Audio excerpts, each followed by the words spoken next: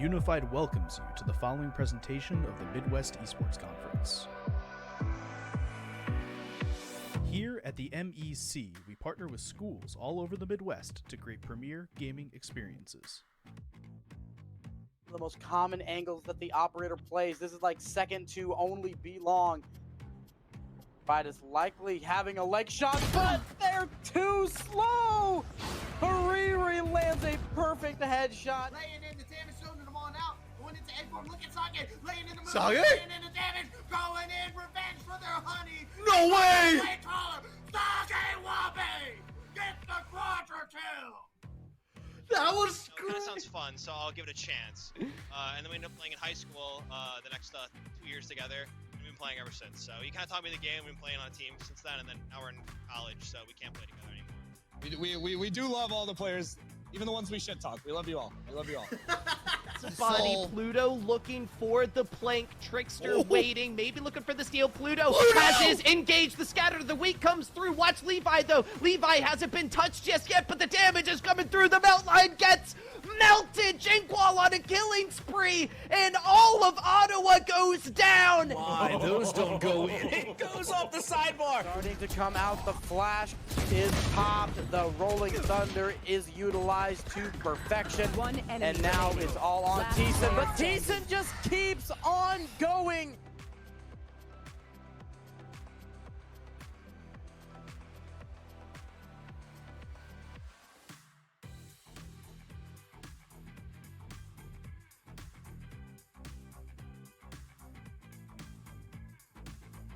Welcome to the MEC.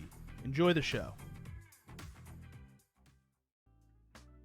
Hello everyone, and welcome to our live coverage of the Midwest Esports Conference. We've got some Sunday night League of Legends action coming your way. Thank you guys so much for joining us. It's Mac, Dewey, and Travesty on the stream for tonight's games, at least for the first match up our night. We've got Grandview University taking on Cornell College. Travesty, thank you so much for joining me in the booth. Oh, of course. No, thank you. I've said this before, Mac. You have an enchanting smile, and just like getting announced in too. Like if I have to be announced in as a color caster, I'm like, let me have Mac. Let me just have Mac over there, just like, hey. I'm excited you're here, man. I can't wait. We don't get a lot of stream time, just the two of us outside of the MEC pod, so I'm hopeful the fans are okay. We kind of got 2 play-by-plays with us, but we've got plenty of color analysis. Don't you worry. We have to talk to the colors all day while we're on the stream. Surely they've picked up something. Surely they've learned a little bit about League of Legends, but before we jump into draft, jump into the action, do we have a quick look at the standings? It's week number 2 of the 2024 season, in Grandview University at the top of the standings at the moment. A super strong start for them. Very strong start. They had a very great display yesterday against Drury, leading things off. Got a pentakill in their back and forth game in game number 1 that sealed the deal for them. While over inside of game number 2, they had a much more decisive game number 2 where they just felt like they were in complete control. They take on Cornell College, who is on the opposite end of the spectrum. They've both played the same amount of games, and Cornell is looking for that win. They've shown me some things that I really like. I love the ideas that they have for some of the compositions that they've done. They've had some close moments, but it's been the execution that has really fallen apart for them in a lot of these different matchups. And they had a really good showing against Ohio Northern, who don't play until Monday. But Cornell College, they're still looking for that first series dub. Yeah, and it's going to be a bit of a challenge against the returning champs. So we take a quick look at the rosters. For GVU, they have 4 returning players from that championship roster from last year. Strict Proctor, the new face in the top lane, replacing Pranked is no easy task. But Travesty, I think for the first 2 weeks of gameplay, we've liked a lot of what we've seen out of the new top laner from GVU. I like him a lot. Also, I think it's funny that we went from Old Man Prank in GVU, and then we got somebody with an IGN like Strip Proctor, which automatically makes me feel like they're old. They're probably the youngest person on this team, but I just see that name and I go, "Oh yeah, you're my age." And on the side of Cornell, Travis, you've been able to watch a lot of the Cornell streams through the first part of this season. Who stands out to you on this roster? Well, for me, it's Cudi and Eliza that stand out a lot to me. I think decisively, these 2 players tend to always do really well for themselves. Other players have shown stuff that have really stood out to me when they've had on different play styles. I feel like Phelan's been a very good like enabler style mid laner, where they kind of just like handshake mid lane and then they look for team fights. I think that's kind of their role. Cudi, or aka Cheese Ravioli when they're in the game, once they hit the rift, they will pop off. And I think Eliza playing these very much so like these tanky side laners is very weird. Like played Cho'Gath and Urgot, which are not your traditional like tanks, but they're not really bruisers either. So I really like the champion pool. I'm liking the dynamic I see from the top side. I'm waiting for the rest of the team to come together because they have an idea and they keep trying to do a bow, but they do that thing where you go to tie your shoe and you tie it one of the knots a little bit too far so it unslips every single time. It feels like they're just struggling to get that bow. And it comes all falling apart and you're like, dang, I have to start back from kind of square one. So we'll see. It's a clean slate for the team as they head into tonight's matchup. And I think particularly a lot of focus might be in on the bot lane. Nightstar, huge star for GVU, has been really consistent. Pluto has looked solid as ever. In the first match that I was able to watch for GVU, really stood out to me was the coordination between Pluto and Castle, who were just absolute menaces in the early game, trying to work towards getting a lot of valuable information. Pluto deep warding for Castle playing off of that info super well. So I'll be keeping a close watch on GVU as we continue to watch how they kind of evolve from last season into this season. Last year, despite winning the MEC, getting knocked out in the first round, I feel like this is a roster that has high expectations for themselves, and it's been really fun to watch how they've been developing. I love the fact that you talked about Castle, though, because let me tell you, one of these days, I'm going to go on to Amazon, I'm going to buy myself some glow sticks, and I'm going to have them set up. I'm going to be doing a cheer on the webcam. I'm going to be doing all the little different gymnastics I can possibly do with these glow sticks, because Castle is so insanely good. I think it is the best jungler so far that we've had inside of the MEC. Been consistent performances. I was a big fan of them last season as well. And of course, there was the argument of who do you want, Castle or Trickster? This time there's no Trickster. I feel like Castle is just standing so high above. So this is a really good test for Cudi as well, to be able to see if they can get that performance for themselves. We've seen some fantastic games off of them. The Nocturne is the big one that really sticks into my head. I want to see more of those performances replicated. We're going into the ban phase. Peaches, Bard, taken away. That is a perma ban against Peaches, actually. It has not gotten through yet in the MEC. You hate to see it, honestly. I'm a huge Bard fan. And it's surprising to see, a lot of times, one tricks are commonly respected in the MEC, but I won't put them in the box of one trick.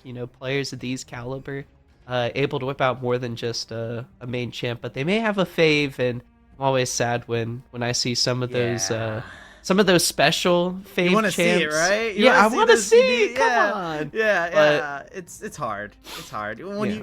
you see it in CeeLo all the time, right? Like a one Mhm. trick gets onto a team, right? And it's hard to be a one trick support player. I feel like because it's just Mhm. you're eventually just going to spread out your wings in support role. Mm-hmm. I feel like the top lane it happens all the time. So looking at the ban still, the brand taken off the table. That's not a one trick. That is a old special towel. Castle's like, nah, I'm not dealing with that today. Yeah.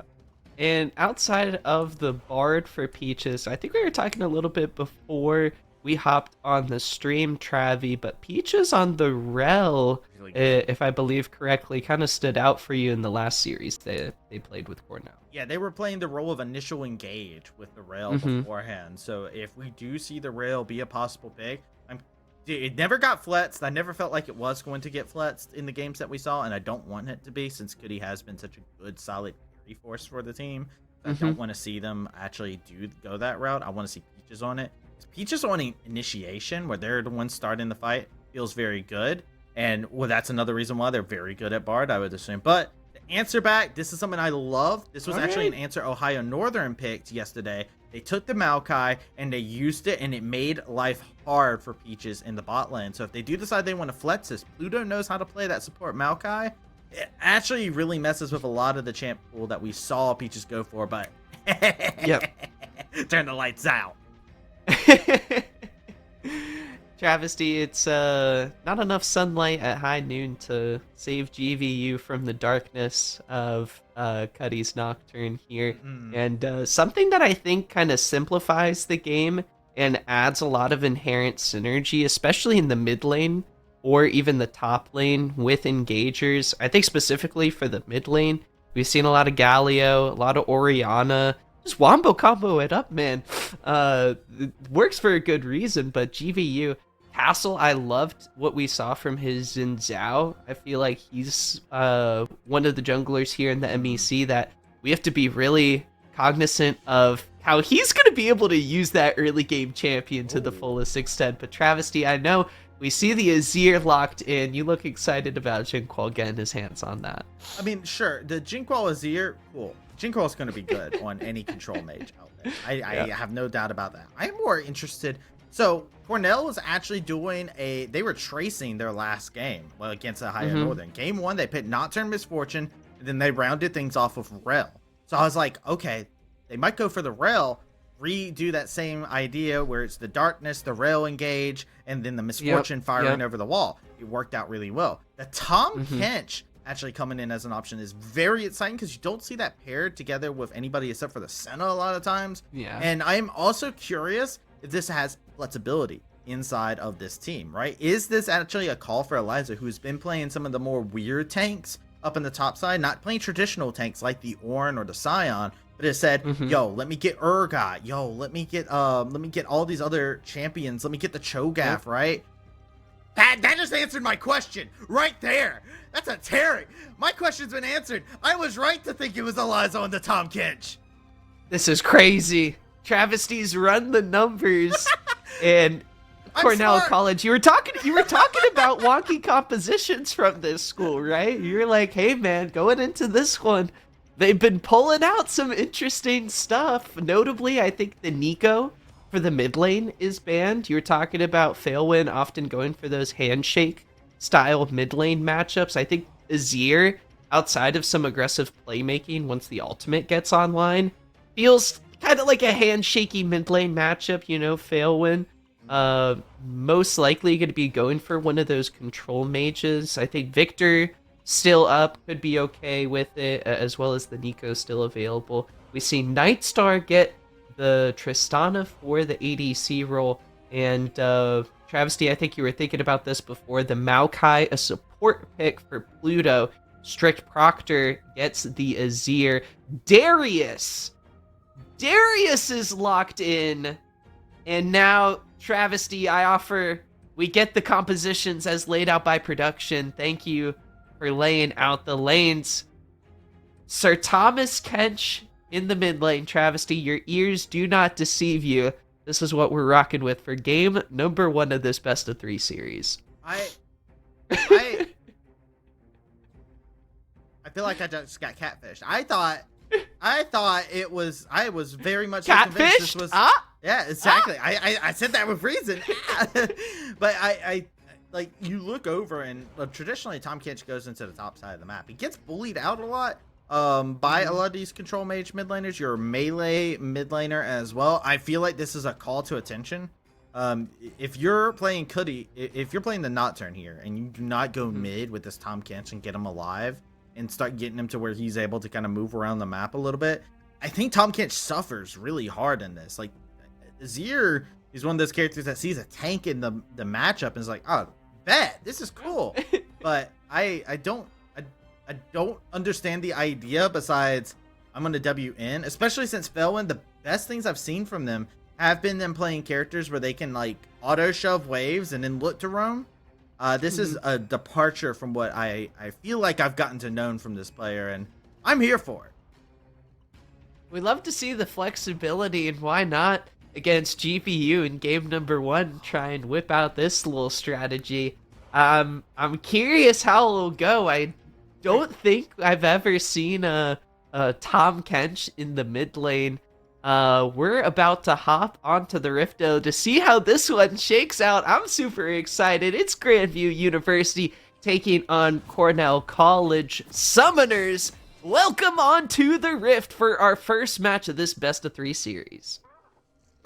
So, big thing to take note of as we get ready to see these players hit their 5-point start. That's what I'll imagine for both sides to go for. Cornell College have drafted themselves onto a time limit at this moment in time. There is a Udyr who has very easy accessibility on what build they need to go. Grandview has a good mix of damage with the Azir, Udyr giving a good amount of magic damage. Maokai, of course, gives some magic damage, and you got the AD threats in the Xin Zhao, Tristana. On the other side, Cornell College, they are all AD. Of course, the Darius does pack in that true damage, but this is a purely AD composition, and we've seen Misfortunes a lot of time go for that more lethality build. So we're going to see a lot of people building up armor. I feel like you're racing. Cornell's betting things on snowballing and taking pure advantage, which, honestly, I kind of respect in its own way, just because, like, if you're going to contest Grandview, contesting them at like 20 minutes when it's team fighting time is very hard to do at an even state. Yeah, it's a challenge. If we think back to last year, Grandview was one of those teams that always felt comfortable in the early game, but wasn't exactly, I feel like, pushing the enemy team. They weren't making a lot of plays. They were kind of just winning lane by default, right? Kind of skill checking. And I think it was in those matches against Ottawa, against an aggressive jungler like Trickster, who had challenged them really hard in the early game, that was where a lot of their struggles came out from. GVU throughout the start of this season looking quite a bit better in the early game so far. And so I think, Travesty, let me know if you agree with this, but I feel like this is a bit of a test for the squad to see how they kind of handle a matchup like this with a lot of aggressive laners. I mean, especially Darius versus Udyr in the top lane. A lot of early power coming from Cornell. A lot of early power, sure. I do think that it's... The Darius matchup is an interesting one, too, because it's been a talked about possible counter in pro play. We haven't actually really seen it inside of pro play come out and be the buster against Udyr, who's been ever so prevalent. I believe it was Jat over on the LCS who even brought it up, like, this could be a possible one. I play a lot of Darius myself. I think Udyr is pure suffering to lane against. And you're seeing why right here. The consistent damage does kind of add up, and they're just going to keep trading. Well, the heal comes through. A lot of bleed damage, but the pull. Oh, he flashes for the decimate. First blood for Eliza up in the top lane, taking down Strict Proctor. Shit, man! Proctor, what are you doing? Like, that was matchup knowledge, I feel like, at that moment in time. He got checked so hard. You cannot fight Darius when you have mat stats. You should be adopting hit and run strategies right there, and that's a bit unfortunate, but now Eliza's overstayed. Going potentially underneath the turret. So much burn damage, no summoner spells. Strict Proctor TPs, runs it down. No. We got Bot Lane going down. Sweet Peach going down. Nightstar with a kill. Ikutso might follow. Flash from Pluto goes wide. Cheese Ravioli coming in, Flash Castle. Nocturne Q speeding in, Castle to the rescue. GVU Jungler coming in, looking for the dash, the knock-up as well. Spell Shield not gonna happen.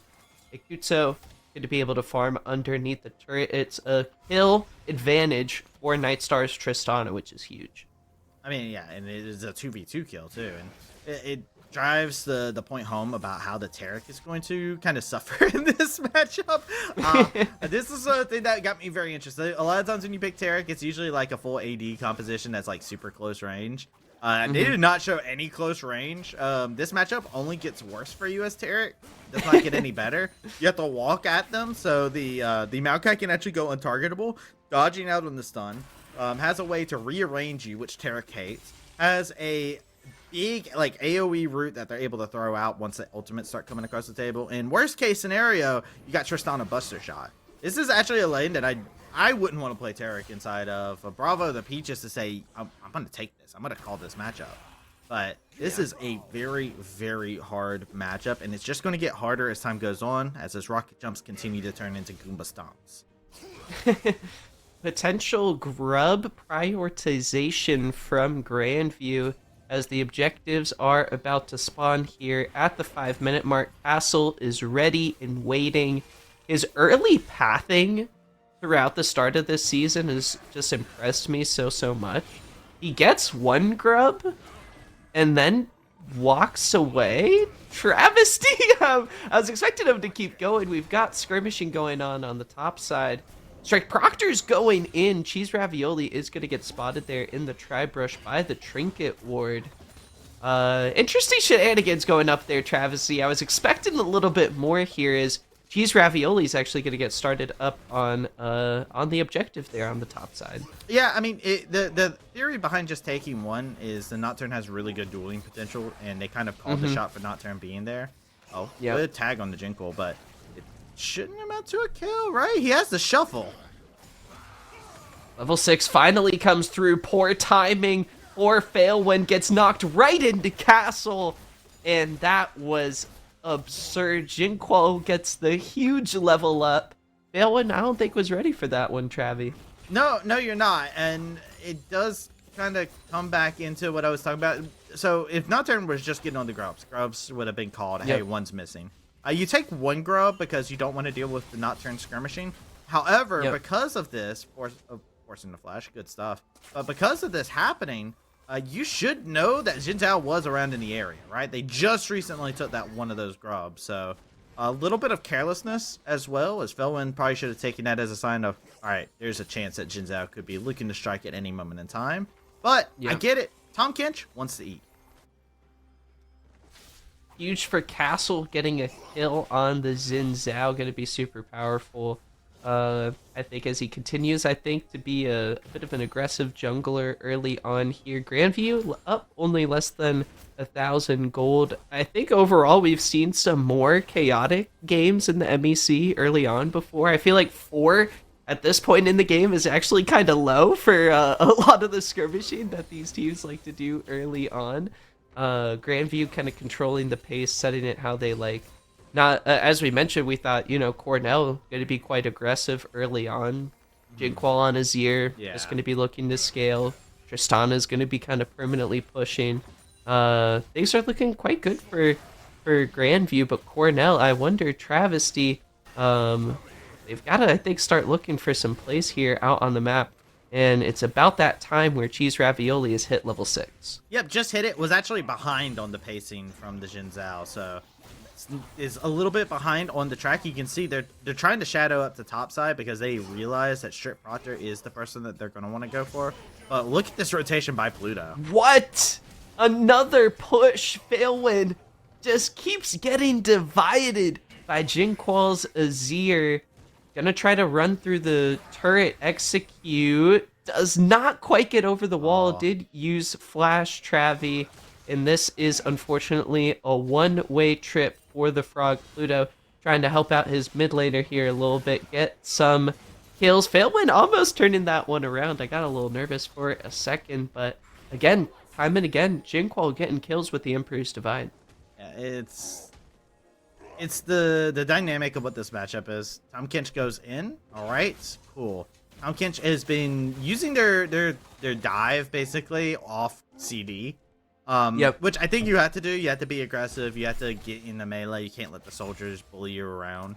So I like the proactivity. I wish Cornell College, with this idea that they have with the TK mid, they had their jungler or even Peaches around to assist. I feel like you need at least one other member because Grandview at this moment in time, they are rotating out. Nightstar has gotten 2 plates by themselves.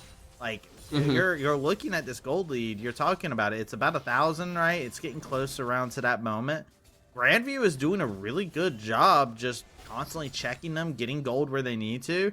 And they gotta support these unique ideas, right? They gotta make sure that they're cohesive, or else that they will just start to fall apart, which is the thing we've seen for Cornell.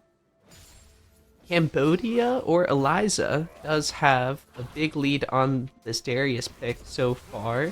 Flashing from Pluto, looking for the engage. Tarek ultimate's gonna make everybody immune in Cornell College. Taking the fight, get 1 kill. It's just the Grandview support though. May have to take the pick and run, but that's a decent play there. I think Pluto not quite aware of who was all in the bush. Tried to go for the engage. Stun gonna miss there. Nightstar, he's got some fleet footwork action going on there, making the dodge a little bit easier. Yeah, that was a scary scenario. TK was actually at the Dragon Pit at that moment in time. So if the stun connects, you can imagine another fight would ensue. Jinquil was on the wraparound as well. They would be a little delayed, but they have Emperor's Divide. It would have been a chaotic fight. But stun doesn't connect, as you were talking about. Maokai has gotten to come back. No resets from Cornell College. They're trying to fight within the same choke point, but this distinctly, you don't have the ultimate from the Tarek, right? You're not going to make any truly outrageous plays. Yeah, same fight a minute later, no cooldowns. Feels a little bit worse if you're Cornell College in this position. And they're going to have to give away the first dragon of the game quite late here, close to the 11-minute mark. The first Infernal is picked up by Grandview University as the Grandview bot lane with this Tristana continue to dish out so much damage, and at the rate they're going, Travi, they might just get all the plates before the 14-minute mark. I highly believe that is possible. They just got the 4th one. There's only the final plate to be able to grab. This lane is getting bullied out pretty hard. They are getting pushed out of wave very easily. Yet again, it's the Tarek. Tarek just does not deal with the Tristana very well. Stun's not going to connect. You're not going to be able to find yourself in a very good way to be able to deal with this scenario. You, as Cornell College, you have to abandon bot lane at this moment in time, unless they have ultimates up. And Sweet Peach will have it eventually. It should be up almost now. But the rest of them, you have to find that ideal situation. There's that twisted advance to dodge out, by the way. I was thinking it's so about toxic. it. I was so like, that's toxic. crazy. Hashtag Worth in the chat saves the cannon minion for Nightstar. That's why Pluto gets the big bucks for that support role. Shout out Pluto for helping out the ADC there. Notably, on the top side of the map with the advantage from Eliza, we've got a fight there after Cornell pick up the 5th Grub Hub. Ultimate coming in. Cheese Ravioli wants to go, gets pushed back into the turret castle with the kill. Jinquil dividing empires with his ultimates throughout this early game. A 3rd kill off of the GVU mid laner, but Eliza is dunking on Strict Proctor in this matchup, picks up a kill, keeps Cornell in this game. I really feel like Eliza's hitting them with the how many times do we have to teach you this lesson, old man moment. But Odir, you didn't need to stay in there. You didn't need to stay. Yep. It's one of those things where it's kind of a split call you can see from GVU, just because of the fact that they had the numbers advantage and Jinko was free hitting. But the problem is there's a lot of beef on this team, right? You're welcome to all the meat you could possibly want here. It's an all-you-can-eat buffet, but let me tell you, you're going to be stuffed all by the time day? you're done all day long here. TK, Darius, those two are regularly beefy, and the Tarek hasn't even been added into the equation just yet.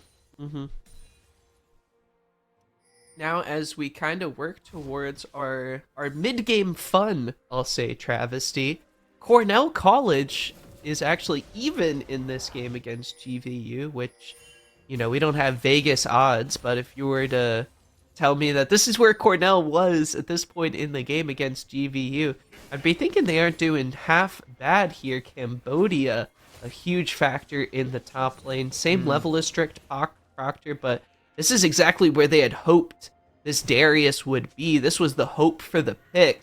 Try and shut down the Udyr, be a lane threat in the sides at this point. And, I mean, perfect execution. Shout out Eliza being a threat here. I'm really hopeful to see what they can do as this game kind of progresses. But something to worry about for Cornell.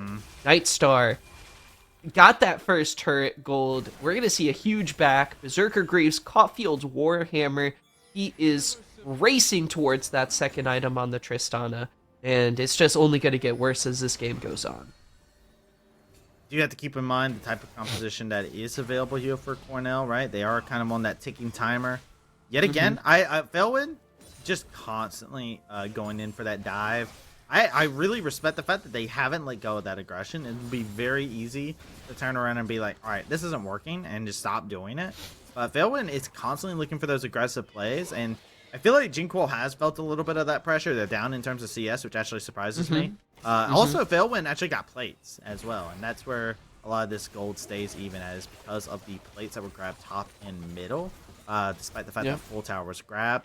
Nightstar, though, if you're looking for somebody to be a carry, Nightstar's a good person to have on this Tristana, as Castle might be looking to engage. Ludo goes in, Taric ultimate comes out, Paranoia in the background, Nightstar backs off. Taric ultimate invulnerability comes through, but Akutsu bullet time, trying to cut through Castle. He dashes away, still shut down. But here comes Nightstar, 1 kill onto the mid laner. He's been worrying about Azir, not a lot of armor, and Nightstar just melts through him. It's a 1-for-1 trade in the mid lane. And Nightstar is set up to take over the world. 1-for-1, though, is not the worst that you can possibly have. It's a shame that they cannot translate this over to immediate dragon control, as dragon does spawn up. Castle was not down, but they did just respawn. So now they have to reset off the map, get ready for dragon. The problem is the composition that Grandview has and where they're at on the map. Jinquil was just splitting topside, and Tristana is going to be able to put some work in onto this tower. They won't get a tower per se. They should be able to put in a good amount of work to it with this Demolisher proc plus D-Bomb. Oh! My goodness, Cheese Ravioli trying to flash there onto Nightstar. The stun goes wide, doesn't connect. Some summoner spells used there. Nightstar actually doesn't have to burn anything. Still has Ghost, still has Flash. Rift Herald spawned in the mid lane. Potential catch there. Castle unable to be slowed down here. It's Failwind in Peaches. No ADC damage coming through. Flashing away. But Failwind now has to worry a little bit. Flash there onto Akitsu. Castle with the CC. Nightstar trying, but Failwind with the save. Cambodia getting low. Can't pop off. And now it's time to jump around. Travi, jump around! Nightstar going in, trying to find a third with the additional range. Is able to find it. Nightstar takes over a triple kill in the fight. Can't see it right now, but I am jumping around. I can approve of Nightstar at the current moment in time, just popping off inside that fight. She's in a good position. Hold on to their moment. And look, they saved both of their sums. You brought it up, actually. Right before this fight happened, they tried to blow both sums. They got the Paranoia off, but not the stun on the Nightstar, which was the deciding factor. It allows Nightstar to use those summoner spells aggressively, offensively, and now 2 dragons to the name for Grandview. A very decisive fight with Nightstar being able to free hit from the sides. And now Cornell College, I feel like that might be a moment to kind of sit back, like, all right, we need to chill. We need to figure out a moment to actually get into these fights, because the last time, all their ultimates, when they're down, they cannot fight, and we saw that scenario happen inside of that last one. Yep, and it's really interesting here, because I think it's a bit of a battle of when to use those ultimates, right? Because it's kind of go big or go home with the bullet time, with the Taric ultimate. I mean, it's short windows, but they're so valuable. Potentially so much damage from a Kitsuo, so much saving potential from Peaches. Strict Proctor is so tanky. I'm not even worried. Was that a miss ultimate onto Cheese Ravioli? Did I see that right? Oh no! Tragedy. You saw cheese ravioli immediately get spit out there. Most people don't spit out cheese ravioli. Pretty good cuisine, you know. But that time around, Felwyn was like, "Oopsie!" A little bit of a fat finger there. Interesting duel here. A lot of damage coming from the Phoenix stance. He's got the empowered version. Just going to go for the heal. Strict Proctor knows he can kind of sustain the damage. Not a lot for Failwin. Ultimate in the mid lane, though. They're trying to go on to Nightstar, who jumps away once again from the star. Ultimate there coming in, dodging the stun. And now the push begins. Nightstar, 2 items complete, is going to be just making quick work of a lot of those towers. And the fight over into the top side, it's a little bit of a wet noodle fight. The HP bars are pretty much the same inside of the trade. No ultimate just yet for Failwin. Once the ultimate is up for the Tom Kench actually wins this trade pretty hard, especially since they itemized for Azir. But the problem was when you add more numbers to it. Let's see if he can get out. The root stops it. Failwin, no shot. Unfortunate travel delays came through. A tree was in the freeway, but with a bullet time to clear the wave, Cornell College gonna try to hang on, but Nightstar is arrived in this match, is level 12 with 2 items, and has just got so much range available on the Tristan. I think it's kind of hard for a team with 4 melees and Misfortune to try to come up and contest him at this point. Yeah, I mean, Nightstar is very tempered on this Tristan as the big here, holding on to the rocket jump at all moment in time, and it takes so many resources to actually like pile down on Failwin. But the problem is that I feel like that Cornell College is dealing with is they cannot get onto Nightstar, and Nightstar's been a consistent threat inside of this game to the point that this is a big one. This is a chance. Try to get him. They'll cover all the exits, all the scenarios. No flashing away. Shutdown going over to Failwin, and with the ADC down and Baron up, we have 5 members of Cornell College now making their way over to the Baron pit. It's only 21 minutes into the game. Travesty, this is where legends are made. The fight for the objective begins. Jinqual, no teleport, has to run.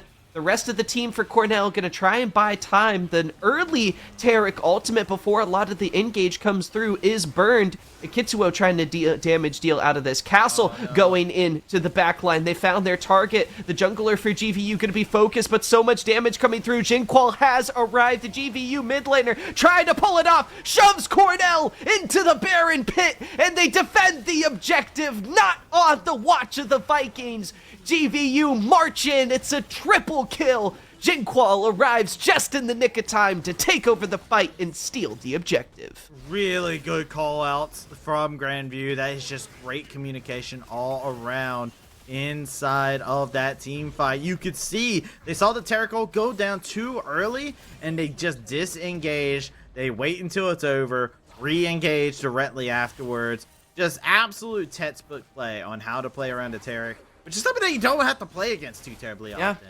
So I really appreciate the fact that they knew that the weakness of this Taric was, hey, second you see that ult, just back up. They're weak at that moment in time once that ultimate's gone, and it's such a big cooldown to have on your side that if you're not picture perfect with those, it is so incredibly hard against a team with the level of expertise that GVU displays.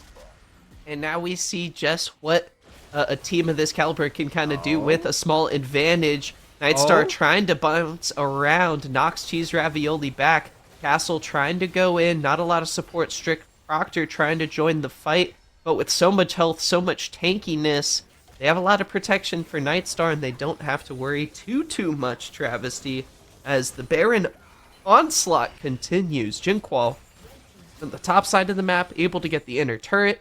Strict Proctor getting gold on the bottom side of the map. With the rest of the team pushing into mid lane, it is a textbook 1-3-1 push with the Baron power play. It's, like you said, textbook.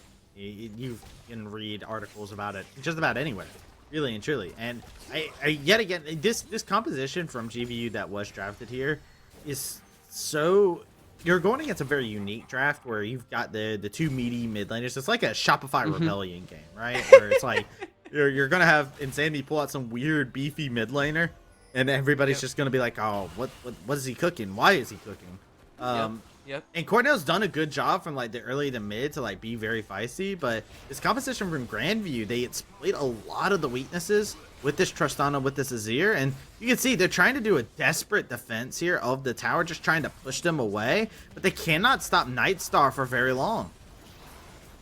The mid inhibitor turret is broken. The inhibitor follows suit quite quickly. Nightstar continues to fire and fire away. 2 Leandries picked up by the Udyr, by the Azir. Those high health bars are just absolutely melting as Failwind falls, trying to defend the base. Pluto flashing there onto Eliza, the Darius that just didn't quite have enough time to come online. The Taric ultimate comes out, but Cheese Ravioli not getting caught in the sun's protection. Going to get knocked down, and here's Nightstar. 8-1-1, pretty much legendary performance as Grandview finish off the Nexus turrets quickly. Once the Baron comes through, GVU make quick work of the game. Cornell College, a solid early game there as all the emotes come out. And that's going to do it for game number 1, Travi. I think that's the first Penta fist bump inside the MEC, which I very much so appreciate. So thank you for giving us that. I think the timer will be deceitful when people go back and look at the game. This is definitely like a Nightstar game. Nightstar was king of this game, and then over in the mid lane you had Jinkle, who was also just very steady, who was making sure that things were taken care of whenever Nightstar did fall. But it's really the communication of GVU that really stands the test of time. We get to see that inside of game number 1. And honestly, I mean, I like what Cornell College showed us. I'm excited to see if they bring more of that into game number 2. I think it worked for a time period. You actually even said, like, at one point in time, at the very end of the game there, you said Darius didn't have a chance to come online. The problem was that Darius was online, but Darius is Darius.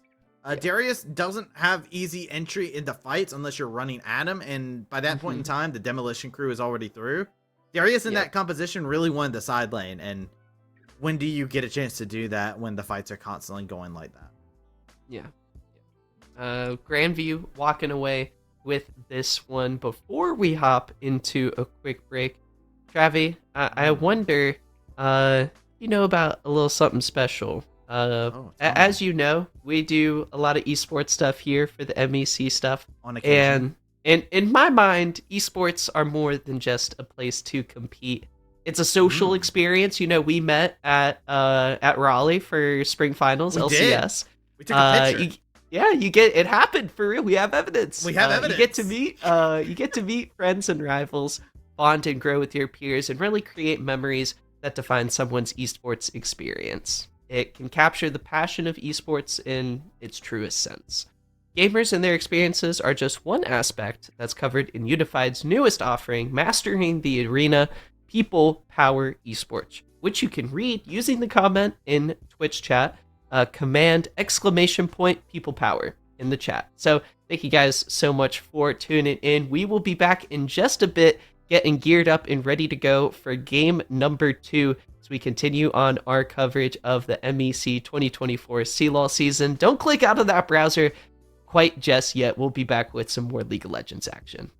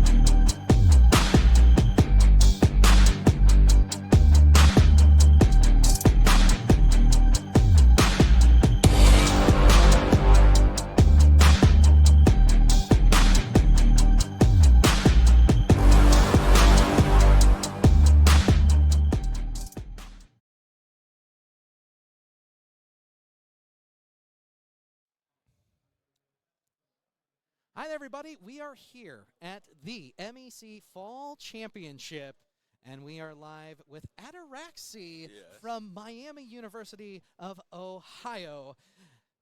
First off, what does esports mean to you?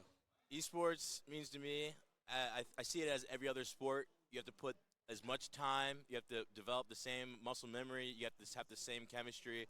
So I see it as a way of bonding, and just it's a way to be competitive still, even if you aren't physically inept to do sports like football. Oh, yeah. I can definitely identify there. Just for some reason, I can't run a 4.3.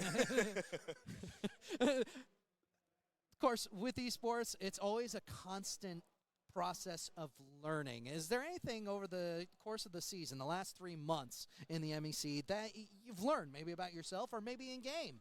I'm recently looking for jobs, and I realized with like this new team that I'm on, I had to understand to be more adaptable to these new players. So it's a really good way for me to understand that I don't have to be the main voice. I have to just blend in to make one voice with the whole entire team. Teamwork goes a long way. It's not just about the esport. It's not just everybody is a team member. Even you and I right now. It takes a little bit of teamwork to conduct an interview going back and forth. So, LAN environment. It's a little bit different from playing in the dorm room or at the collegiate facilities, right? Yes, sir. How does playing at a LAN like the Fall Championship feel for you? I just hope the chairs up there are higher up. I got like really long legs, so it's like kind of weird. And it's also a little bit cold, but I always crank up the heat, and sometimes I'll play a little bit shirtless. But I'm wearing a shirt today, so. Creature comforts, I understand. This is where I would normally, if it wouldn't disrupt the interview altogether, ask you to stand up so people understood how long your legs are. But if you stood up, it would end up like cutting you completely out of the camera. We're not going to do that this time around. Favorite esports moment? Maybe there was a clippable offense that you had. I think the best esports moment was playing against ONU. They totally demolished us on Ascent. I think it was 13-5. And then they got us 10-0 on the next map on Lotus. And we all just came back and won the game. But we didn't win the series, but still it was a nice moment. It was the slapback. Yeah, it was nice. And then we lost the other game, so. You know what? It's little moments like that that are huge, whether it be sports, esports, etc. It's one of the reasons why this competition is unduplicatable. Well, it is duplicatable, but each moment is very, very special. Finally, over the next 3 months or so, what does the future look like for you? What are you looking forward to in esports going into next semester? Maybe there's a game coming out. Maybe that you got something you saved up for that you can't wait to get your hands. Maybe you want another piece of that Ohio Northern squad. I'm actually graduating in December. Oh, congratulations. Yeah, thank you so much. So I don't know if I'm still going to play Valorant, but next 3 months, hopefully I buy a new computer and figure it out from there. You know what? Hello, everyone, and welcome back to our continuing coverage of the 2024 MEC CLOL season. We're about halfway or more than halfway through week number 2 of our competition. Thank you guys so much for joining us on our first match of this lovely Sunday night. Grandview taking on Cornell College, and GVU Travesty look like they have not lost much of a step from where they were last year, taking game 1 in pretty much one of the cleanest Baron power plays I've seen in quite a minute. Yeah, GVU, if you're going to give them an advantage, the saying is usually like, give them an inch to take a mile. They take much more than a mile. They take the entire track. They will buy it from underneath you, right? Like, you're not going to be in a good situation by any means. All of a sudden, the pace will be dictated by GVU. They very rarely throw when they get ahead either, so that makes it an even harder situation. So I like what Cornell had. The gumption was there. They had some unique ideas. The Tom Kinch in the mid lane had an idea behind it that could have worked out really well. It goes back to my theory with Cornell College, where they are one of the most interesting teams to watch in the MEC because of the off-meta stuff and the fact that they kind of define their own meta. They have unique ideas that actually work if you sit down and think about why they picked it. And I really enjoy the fact, but it's yet again, they're missing that one piece. It's like they're missing the one step. A gear is skipping when they're trying to conduct this kind of a little strategy. And got to see it there. Close game until all of a sudden Nightstar comes well, it wasn't even Nightstar. Nightstar actually got caught to start off Cornell's comeback. It was just one little error, and then all of a sudden the rest of GVU collapse on it. I know the Nightstar goes down, but then Jinqual comes through on the Azir, running from base as fast as he could, as fast as those little chicken legs can carry him. Don't make fun of his legs. Come on, man. The rest of the takes on GVU going through and buying enough time for the Azir to come through, and then Nightstar was at, I think, just like the perfect spot in his like power spike of the game where it's like, oh, I got Baron minions helping me push. This is gonna be quick. We'll take care of business. And GVU doing a super solid job spreading the map around, and after Baron goes down, Cornell left with not a lot of opportunities, to stick around for the rest of the match. Things pretty quickly closed in, but looking forward to our second match.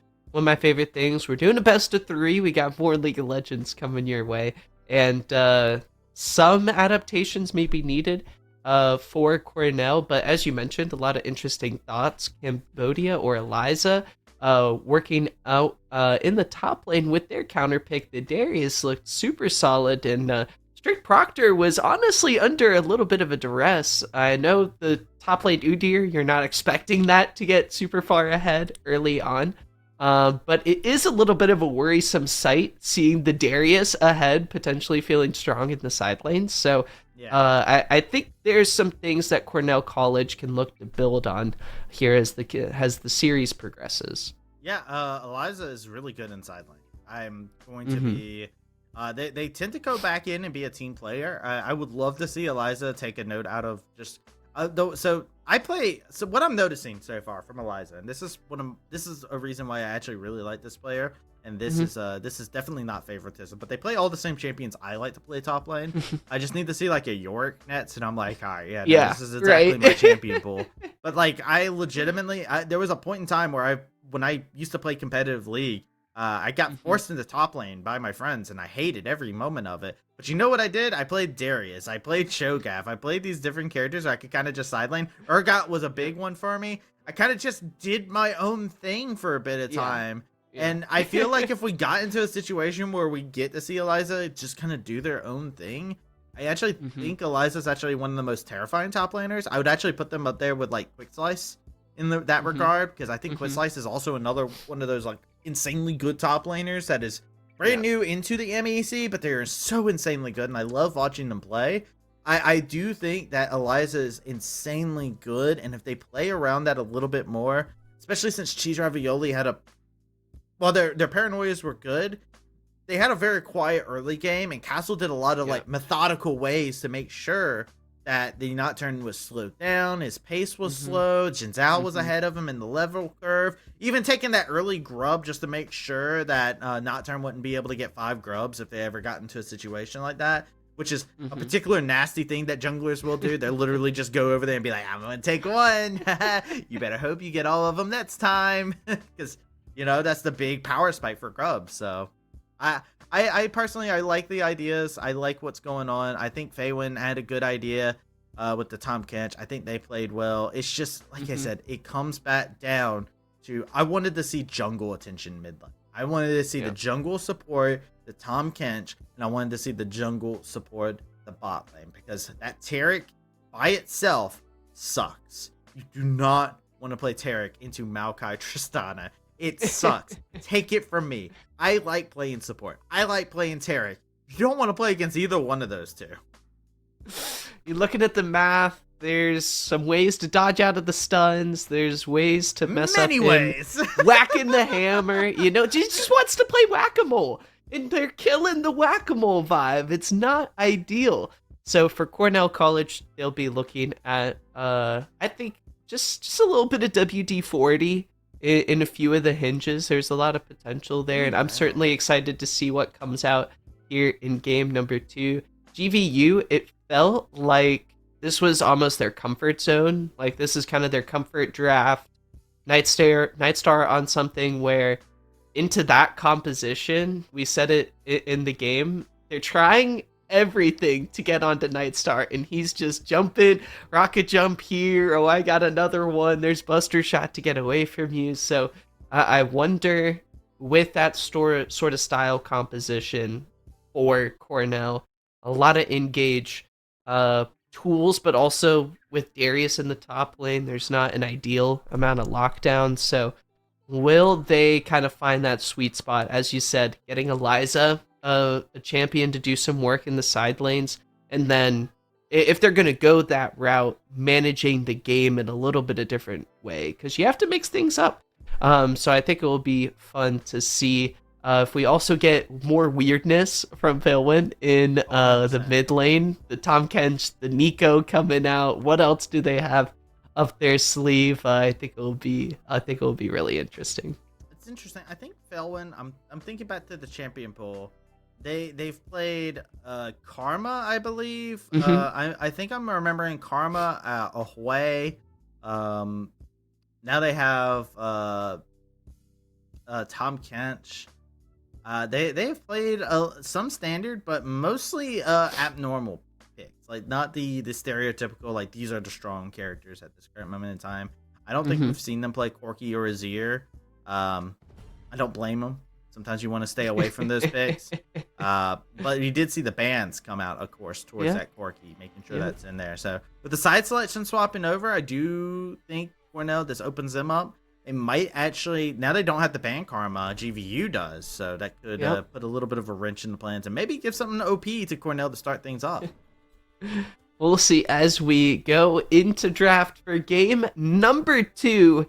Grandview University looking for the 2-0 sweep. Cornell College, an 0-2 start to the season, trying to turn things around. It's a tough challenge for them here on Sunday night, but for the first part of that game number 1, Travesty, they were rising to the challenge really well. So can they do it for a second game in the row? I certainly hope so. As I think a little bit of puzzling from you, Travesty, you're like, wait a minute, I was just talking about Karma. You don't have to ban it on blue side. You can pick it. Instead, Cornell College, they're going to elect to ban it. They don't want it on the map, Travesty. Okay, all right, hold on. First and foremost, I'm going to just put this out there. I used to coach at one point in time, and one of the things that you learn about bans is ban order actually can matter. Karma should have been the last ban if you are going to ban it on blue side. The reason why is because it isn't a common ban. So red side tends to throw it out no matter what. So you kind of leave that until the very end, and then there's a possibility that GVU might ban. I'm not saying they would. I do think that they probably have to ban the brand immediately because they definitely feel a little bit like, okay, I don't want to deal with Cootie's brand. Cool. Yeah. Fine. Dandy. Love it. You leave the Karma for the very end. Just a little tip that you can do. You can implement it into your competitive games by any means. But if you leave a OP pick up to the very last ban, it actually means that you can possibly make the other team do it. And it frees you up to ban something else on their team. So exactly. GVU, they're going into this game. Karma might be ban 2, ban 3. They're thinking about it. Or even ban 1, honestly. And then Cornell immediately kind of takes that problem away from them. So they're going to be able to ban the Bard. Insta-lock Maokai for Cornell. Travi, of course, we're just talking. We're giving our opinion. We got to let them cook at the end of the day. And this Maokai pick coming through, as we've seen before, very flexible. Could go to the top lane. Pluto playing its support last time around. And Pluto has been a big fan of this. Rel has been able to do a lot of work on it. Varus is also available, Travi, which is a bot lane that GVU has been a big fan of at the start of the season. Yeah, the Varus rail could be a good one. The Tristana rail could be piled up again. There's a lot of different combinations you can do with rail to start things off. The Tristana makes perfect sense. There we go. I like it. It's good for that. The Poppy as a lock-in as a follow-up is a very quick lock-in. Poppy's really good right now. So they're trying to like negate a bit of the engages that GVU does. Stop the jump. This could be a Poppy top if the situation allows it. See Eliza having that in the champ pool. The one thing I don't want to see is I do not want to see Maokai top. I think Maokai solo lane is actually trash right now. I highly hope that this is going to be the Varus Maokai in the bot lane because there's a lot of poke. A lot of engage Mm-hmm. you can bring in, a lot of disengage. I like this idea a lot better. Yeah.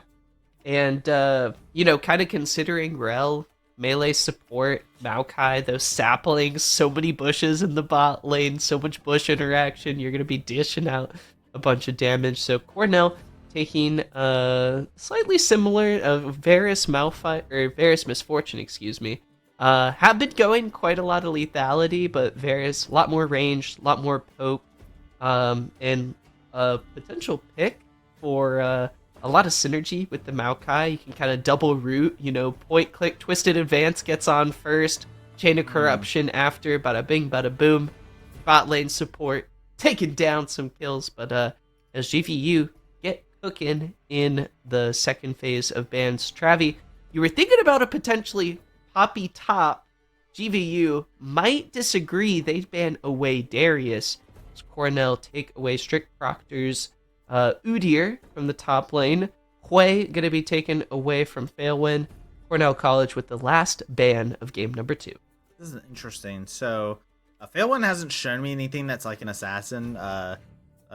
Even though I'm sure people will nudge me and be like, "Hey, Tom Cats could be an assassin, though." I do think like you look over and thinking of like 80 threats that possibly could come in from Failwin to like pop into the Orianna. That's the big one. Like 80 champions that have a dash, be able to get in.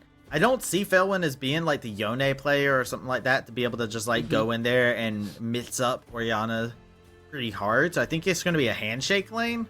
The Poppy still is a reality towards the top side, but if they lock in the Jin Zhao, I do think that this could possibly lean into more of this Poppy going into the jungle role.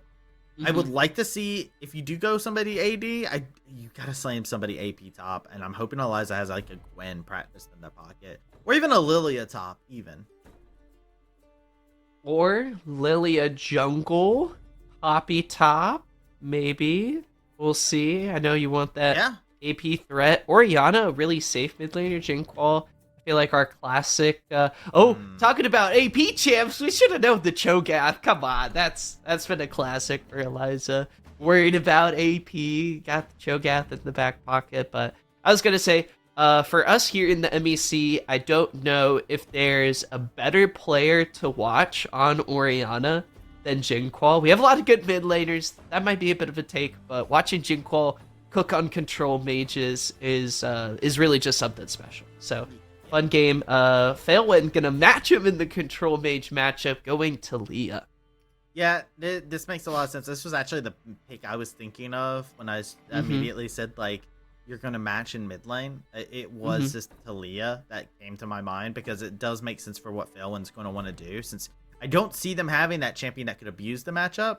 So instead, you match it and you go for roam potential afterwards. So shove, roam, and repeat.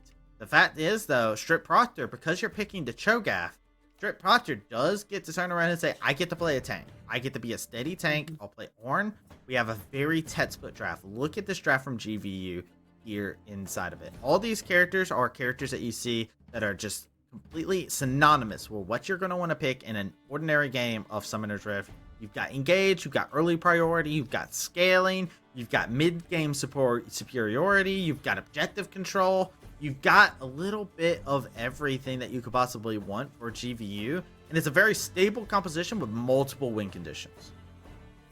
Is it like the Avengers? Have the Avengers assembled? If you sum up the Tristana, I would say so. Yes, Tristana is like the Avenger and trainer kind of in training. It's Spider-Man. Yeah, they're the Spider-Man of the group. They're like not officially an Avenger, but they're also more popular than some of the other Avengers, so it's cool. Yeah.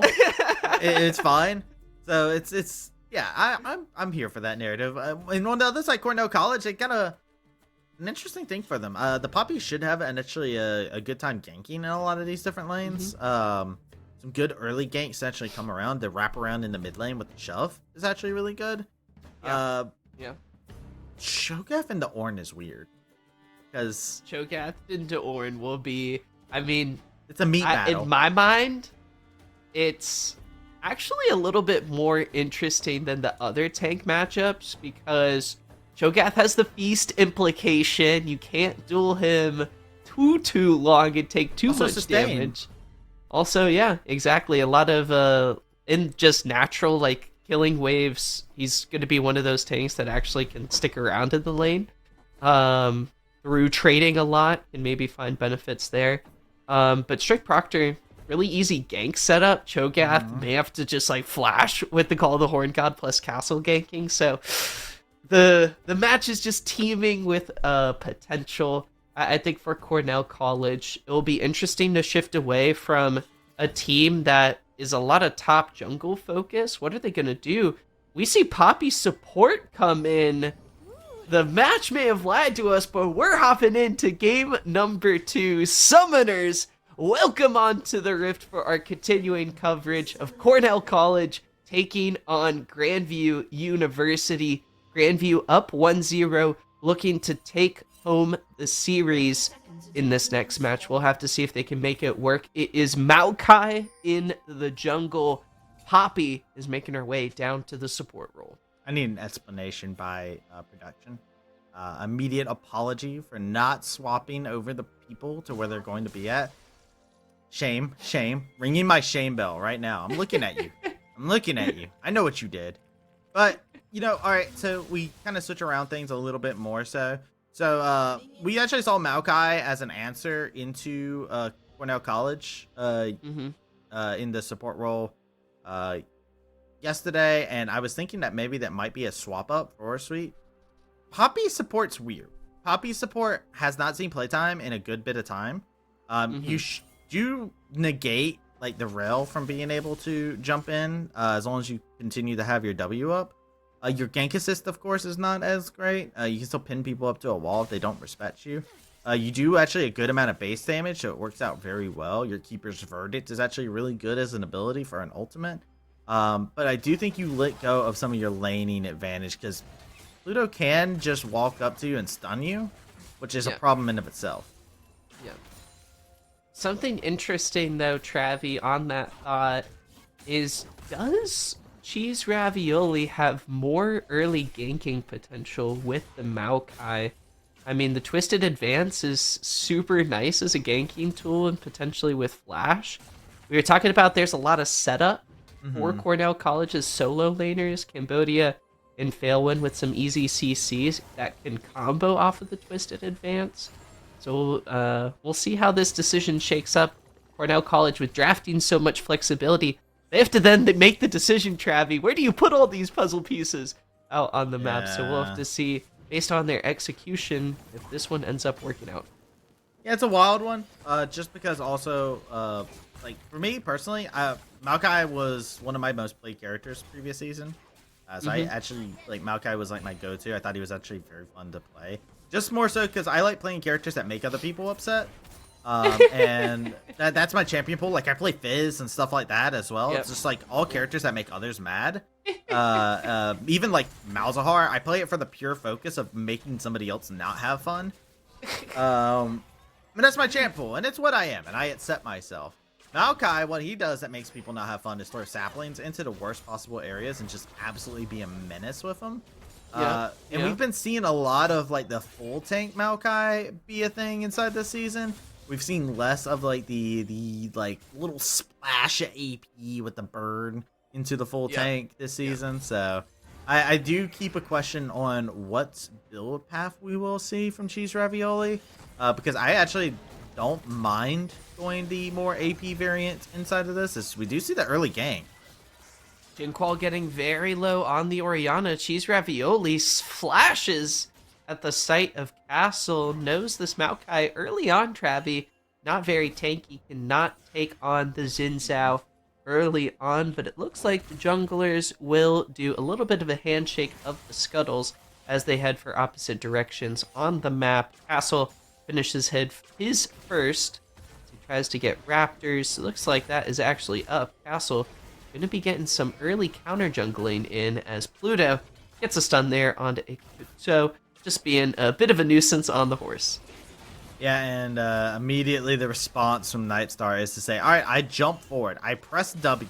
That's it.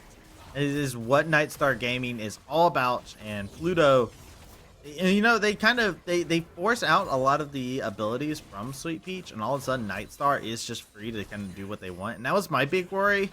There's a reason why Poppy support was left behind quite a few seasons ago, and does not have as good of a flow right now with its base damages and whatnot. And we'll have to see how the trading goes, but we kind of saw it there. I think Peaches is like, okay, let me try and get them into the wall. They're not going to position close to the wall. We'll have to see how it goes. Nightstar notably very slippery on this Tristana pick, so going to be a hard one to, I think, hammer down as the call has come in. Flash predicted. Proctor gets first blood with that Call of the Forge God I was talking about earlier. Sad bee emote. Oh man, not the sad bee. That's just what this matchup is. It's Cho'Gath. You're really the only way you punish the Ornn is if you are trading through minion waves with your E. You just do a lot of auto trading, then eventually you get your ultimate. But Liza makes a big mistake, gets a little bit low, likes to play on the dagger's edge. You know, they do like the knife edge deathmatch that we see instead of like your favorite shonen animes. But, you know, it's a bit of a rough scenario. Sweet Peach was trying to make some sort of a play happen there. Pluto taking a lot of tower shots as a result. Thought they could possibly kill him, but Poppy does have a lot of resistances that are piled into their kit. So it is going to save them from getting 2 plates on that exchange, but they still got 1, and that's about to be a heaping amount of money for Nightstar. Yeah, exactly. And exactly what Grandview want here. A little bit of a similar game plan, and I think overall functionality from this team. I mean, the Tristana and the Xin Zhao, they were there in game number 1. Castle and Nightstar, very similar job that they had last game. Nightstar, destroy. Use I feel like it's like, you know, they got the Avengers. Maybe he's not hype. Maybe he's not Spider-Man. Maybe he's Hulk, and they just need him to smash all over the place. Smash towers. That's smash. That's Ornn right now. He's the person who's smashing at the moment in time, because you look at that damage coming out, man. Oh my goodness. It's hard. Like, Cho'Gath just wants to be an Elden Ring boss so bad, but catch out. Oh my gosh. Ignite there onto Jinqual. The boulder comes through from Failwin. What a toss there for the kill, and Cornell right around the time of this dragon even things up just a little bit, and there's the potential of this team comp. Cornell, once 1 CC ability lands, Travi, I'm looking at that Maokai Twisted Advance. It is a quick train of pain that comes through between all of that, and we saw it there. The single target is pretty nice in this composition. Like you were talking about, Twisted Advance, and then you get the Seismic Chef as a follow-up. Yeah, you can just push them up against the wall as a follow-up. You got a lot of different options that come in there, and even when the Cho'Gath is there, Rupture is also a pretty cool follow-up to be able to use with that single target. It does get a little bit more chaotic when we start finding a dynamic where there's multiple individuals there and you're focusing down on only team one. Fights. Yeah, the team fights kind of get a little bit weird with this composition. So, Cornell College, I think the big thing for Sweet Peach is actually going to be able to get a nice keeper's verdict, to be able to knock a key member away. I would actually like to see the Rel getting pushed away from a possible fight. But here we go, a little bit of a tussle. Chain of Corruption comes out, the roots connect there all over the map. Akitsu gets the kill. Castle focusing on the dragon first. Nightstar still healthy. Shockwave catches 1. Akitsu gets knocked back, but it's Fail when the mid laner coming in, trying to take down Castle. Xin Zhao healing, coming through, and the challenger gets defeated. Fail when knocked down. Castle comes through, buys enough time for Jinqual to come in and make a bit of a play there. Another 1-for-1 trade on the map here, Travi. And what a play there from Castle. Or you can't let Xin Zhao eat like that in front of you, man. You gotta take that food away from him, right? Like, that's so unfortunate that there was a honey fruit right there that he could munch down onto. Good stuff from Castle, though, to have the awareness of it all. But a bit of a scrappy fight. Good stuff from Peaches inside of it as well, making sure that Pluto couldn't retreat from that fight. But here's the Magnet Storm. This immediately forces Sweet Peaches out, and now they just get to do what they want to do. They're going to get another play off of the Nets minion wave push because of the fact that Peaches has to go. And you can even see this Varus doesn't want to actually desync their timer, so they're just going to back as well, pick up a little bit more itemization. They've already bled out 30 CS. They got a Ghost Blade that they're able to pick up. So you might as well just back up and give up some of these resources, but it's pure destruction, unadulterated down here in the bot side. It's 2 plates because of that recall. Somehow, Nightstar and Pluto between game 1 and 2 have gotten better at pushing in this bot lane. Last game, we were worried at the 11-minute mark. Maybe. We got a gank coming in, though. Have to hold that thought. Travi, Cornell College trying to answer the menaces in the bot lane. Nightstar burns both summoner spells. Chain of Corruption goes wide. They keep getting away with it as GVU focuses on the grubs on the top side. Makes sense. Zinzal actually already went through and grabbed those grubs earlier on in the game, so you just want to go ahead and claim those now. Get your prize. Nobody's going to be able to contest you, so you have those little grublings, I guess, is the terminology for them, right? You'll be able to have those spawn inside the game. You get the magic number. Congratulations. Good stuff. Castle, yet again, doing a great job facilitating the matchup. Player that I used to call inside of last season the quiet, the jungler that is not like fancy by any means. They don't have anything fancy about them, but when it comes down to getting work done, they get it done. And this is kind of that play style coming into this game number 2. You're on Jin Zhao. You just need to play the game your way, and here's an excellent dive. Oh my goodness, Eliza once again going down. The Call of the Forge God is coming in so clutch. Strict Proctor doing work on the Orin in Travesty. It's more Cornell College towers on the outside looking in extremely rough shape. 1 plate apiece for bot and top. They're hanging on by a thread. I don't even know if it's a thread at this moment in time. If it's a thread, it's highly frayed at this current moment in time. As you can see, the pressure is just unsurmountable. They got this destruction crew, this demolition crew at all times. And I think the next time minion waves crash into the bottom tower, it's gone. Topside, honestly, Castle's recalling right now. They're probably about to go back and get the Titanic. They could just rotate back up through topside if they really want to. They're not going to because the dragon's spawning up in about a minute. So they're more than likely just see them go down there to the bottom side, grab the second dragon. But GVU's had, even inside of game number 1, which was much closer affair in the early game, definitely had like all control over the objective, right? Like even though like Cheese Ravioli was able to get a couple of those grubs, Castle made sure they weren't able to get that 5th one. No, I think they got 5. Did they get the whole 5? Yeah, dude. Castle just took 1, right? Oh my gosh, a solo kill fail. When taking down Jinquil? No way. As we get into the bottom side gank, it's a 3v3. Pluto gets low. Sweet Peach drops the hammer. Castle, the only one left, the Crescent Guard trying to save him. He goes and slashes through a He's still alive. How's he living? What is going on? A 1-for-1 trade in the bot lane. GVU pick up an answer kill, take down Akitso after, Castle heroics shut down from G's Ravioli, takes care of Nightstar. Meanwhile, up on the top side, it is Strict Proctor owning this matchup. Cambodia flashing away. Goodness. Proctor follows. He's hunted. He wants one more proc of that passive. More fighting going on the bottom side. Pluto wants that turret.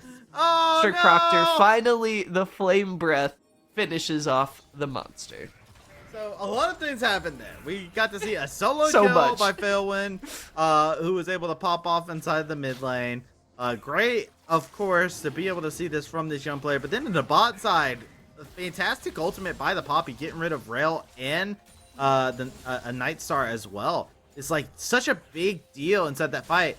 That Titanic Hydra buy, it came up so clutch for Castle.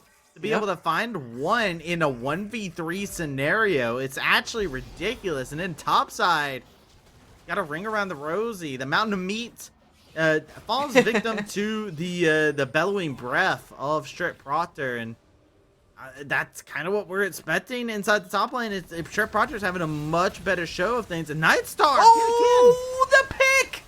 Yes, sir! Cornell College cash in and take down Nightstar once more. But the re-engage trying to come through. Pluto not going to mount up. Wanting to try and re-engage. Does have the ultimate there. Jinqual here with the shockwave, but an impressive pick there. Travi, we've been talking about the single target damage that Cornell College is able to whip out. Nightstar, it is a bit of a difference in this competition from Cornell between game 1 here and game 2. Somebody tell Nightstar that that ability is a at this moment in time, because I don't think Nightstar is understanding it. They're getting a little bit too close. They knew Maokai was just in that area. Very easy play. Good on Cheese Ravioli to actually take that play and notice it being a possibility. And something that you'll see a lot from Cornell College is they do know how to make these snap decisions. GVU cannot let down their guard just because of the record of Cornell College not being impressive. This is a team that I find very impressive. They're kind of my dark horse at the current moment in time, because I find myself constantly impressed with certain things that they do. Though they have like their different quirks on why they are currently a team that hasn't been able to find that first series victory. This is still one of those teams that has some very cool dynamics about it, and those snap engages to just turn around and be like, yo, you're overstepping your bounds, is something that is core to Cornell College. So GVU, put a little bit of RESPECT on the name. Yes, Miss Franklin, as the Rift Herald does spawn objective bounties available. The game doesn't quite feel that way. It's a kill advantage for Cornell. The hammer does not get dropped. It's going to be coming back shortly, as Castle's going to start up on the objective. A lot of mid lane control from Nightstar on the Tristana. He can just push the wave so quickly, so easily. It's very tricky to manage for Cornell, but they're looking at this fight. They maybe want to go in. They have so much zoning control between the Talia ultimate and the Maokai ultimate. Teleport from Strict Proctor comes out. GVU, they want this objective, Travi. It looks like they're going to get it. Smite secure. Ultimate comes in. Failwin is caught out, knocked up, and out of place. Gets sent back to base. And that's going to be a kill going over to GVU as they look to control the rest of the map. Shelly sets its sights on the mid lane, as I think Castle's going to drop it. Yeah, a bit of a mispositioning there. You're never going to contest that. The idea for Failwind there is Weaver's Wall. They haven't been able to actually drop Weaver's Wall just yet, and they're kind of feasting for it. Like they're out here famished. I know that feeling, right? It's an important ultimate to use, and you can't just use it to go back to lane, or else everybody's going to spam ping you. So you're just like waiting to have that like really cool Weaver's Wall moment where you're just kind of like surfing in, like, hey, what's up, guys? I'm here to save the day. You know, what's up, broskies? Like, you want to have that moment. But unfortunately, inside this game, you're not really able to find that moment, and they're trying to look for them. And it's a little bit of a problem that you do see from people whenever they do play this champion, just because of the fact that they're getting to a situation where they get a little feisty. They're a little hot-headed about it. Like, guys, I swear, I put a Weaver's Wall here. I cut the jungler off. We still Rift Herald. It's going to be so cool. Like, it just happens. It's the psychology of the game. Yeah, absolutely. GVU continue finding control out on the map, Travi, and it's going to take some pretty sick moves, dude. Some pretty sick walls. Watch me surf, bro. Man. Yeah, bro. Failwind, I think the potential from the team is there, right? You've got a lot of ultimate control, a lot of big ultimates, right? Between, I mean, you were talking about the Poppy ultimate, the Weaver's Wall. They're not your traditional big damage ultimates. They're really high utility and can really impact GVU in unexpected ways. So the creativity has to be on full display. Something coming through for GVU in big favor for them. Strict Proctor's huge lead on the Ornn means Christmas is coming in July. The ornaments come out early. GVU, they think they have a pick there onto Cheese Ravioli, who just gets chopped down in his own forest. As Dragon comes up, losing the jungler. Bad for Cornell. GVU, I think there's going to be a free objective for them. As Strict Proctor continues to be a menace in these side lanes, pushing in without much quarrel, knocking up Cambodia, who might not be able to walk away from all this pushing power is quite meaty, though. As you mentioned, the meaty monster going to be able to walk away. Yeah, meaty monster walks away, but you're gonna have to hear the death sounds of the dragon screeching across the rift, as this is just gonna be Textbook. Yet again, it's Castle. I feel like you use Textbook quite often when I talk about GVU, but it just feels so smart the way they play the game. Like, it just feels so organized. I feel like a lot of credit has to be shown to the coaching staff and the players for just being able to, absorb whatever is being shown to them, right? Whatever's being taught to them whenever they're doing, like, any kind of VOD reviews, or they're actually, like, taking a moment to learn the game and what's the best way to play League of Legends. They do it really, really well. And GVU is just showing that inside this game. The fact that they had Castle down bot side, Dragon's about to spawn. Hey, I'm going to push with you until then, because the Cho'Gath can barely stop you. What's going to make them stop us, you know? Like, it is definitely the dichotomy of the situation. This might be a pick. Ultimates coming out. That means it's go time for Cornell College. Chain of Corruption. Pluto getting low. No arrow to finish him off. Can't find its mark. Now another engage coming in. Akutsu has to flash away. Cambodia trying to be a defensive point, but Nightstar is just firing away, making it look like target practice. Grandview get the Scuttle Crab and maybe look for more flash in from Strict Proctor. He has the ball on him.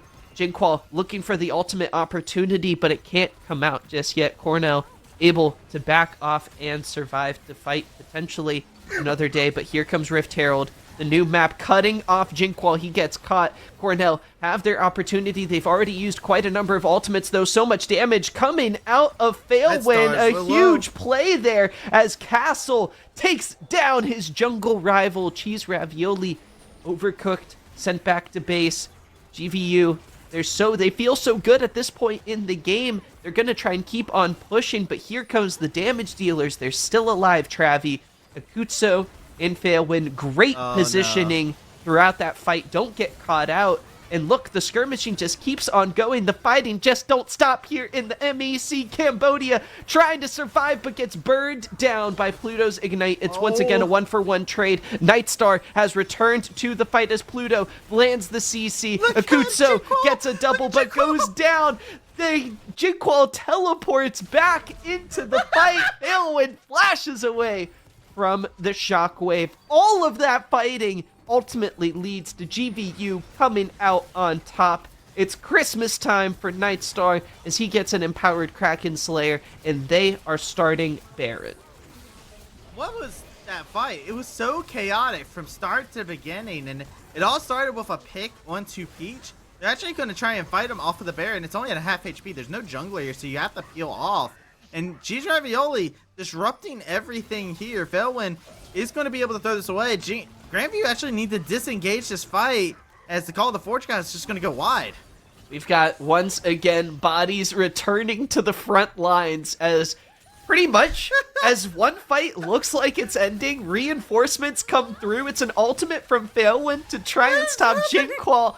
Is it still the same fight, Travi? Does that... I don't know what's going on. What are we watching here? It's pure MEC chaos around the mid lane, making it look more like ARAM than Summoner's Rift. But here we are, GVU, up about 5,000 gold and trying to control the mid wave. Mac, you said the bodies returned to the front line. I think the bodies have just returned to the floor. They've been hitting it quite often inside the last couple of minutes. Yeah. They're just constantly fighting against each other. Both sides are constantly wanting to scrap. Welcome to the scrapyard here inside of game number 2, as they are both looking to just find moments. And impressive from Cornell, constantly making sure Grandview isn't able to get their desserts. They're not able to get exactly what they want as a result of the end of the fight. But now Strict Proctor finding a big catch. Akutsu trying to bob and weave, put on those blue suede shoes, but it is time to face the music as Castle comes in for the kill. Nightstar in the backline. Eliza trying to get the fight. There's low health bars. Failwind dealing so much damage. GVU, they lose 2 on the initial engage, but they find 2 back, taking down the top laner. Huge shockwave. Jinqual dishing out so much damage. Failwind, their main damage source, has to retreat, and it's once again time for Nightstar's terror push coming through. There's no Baron-empowered minions this time around. Cornell College able to stop the minion push. And Travi, just more chaotic fights. They're not around objectives. It's just Grandview looking for picks in the jungle. And it may just pay off because their last dragon has just spawned. Well, I thought the Baron was the dessert, but I guess I was wrong. It was the dragon all along. Jinquil was like, oh wait, I died here earlier on. I'm gonna back. I'm gonna just leave this area. No, it's a very easy catch for them though. The wards are going to spot out that the Ornn went down bot side. There is no teleport on Jinquil. So this could potentially be a 4v5 fight if an initiation comes in from Cornell. Oh, that was they flash need to find from soon. Nightstar, Travi. Burned just barely off screen. Had to flash away from the seismic shove, so he only has cleanse for this fight. As we get kicked off, numbers advantage for Cornell. Let's see if it works out. Nightstar in the backline jumping in. It actually gets stopped. Chain of Corruption does not connect. It barely missed. Eliza trying to take up as much damage as she can, but it doesn't come through. Eliza can't do it. Cornell College, the front lines fall. Castle goes in, dives into the backline, and completely takes over. GVU, they pick up 3 kills. Failwind, Peaches, barely alive. Grandview turn their attention to Baron. Yeah, it's an easy Baron play at this moment in time. It is, it's one of those things. This team's so much better at being able to team fight than what Cornell College has. Cornell College has a lot of good tools to like kick off the fight, but their actual team fighting is actually really hard to do, especially from behind. So it just leads up to it. You saw it inside that. There was actually a couple whiffs that happened from Grandview. Didn't get the major knockup. Is it a solo teleport coming in? Or is it 2? Way. Oh, it's just a choke half. Eliza trying to go for the Miracle Feast steal. Cornell College. They know what happened last game, Travi. They see the writing on the wall and try to go for the miracle play, but it comes up too little too late. Dragon has spawned. Potential Cloud Soul.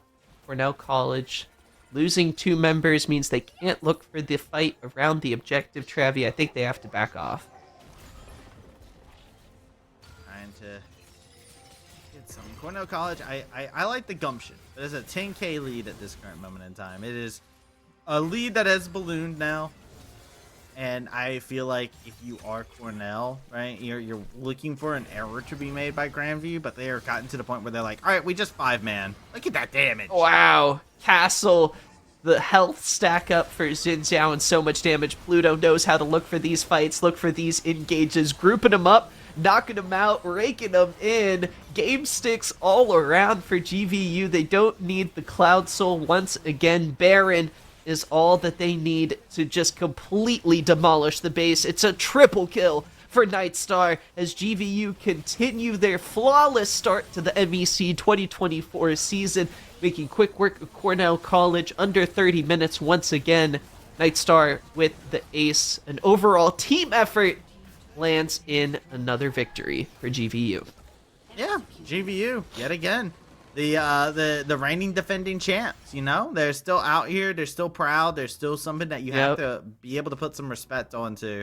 I think Cornell College did something that I didn't expect to see inside this and was taking fights to GVU in the mid game. GVU usually looks fairly uncontested when it comes down to those mid game fights. They usually play them out really clean. But that 4-minute stretch where there was just a team fight that just didn't end.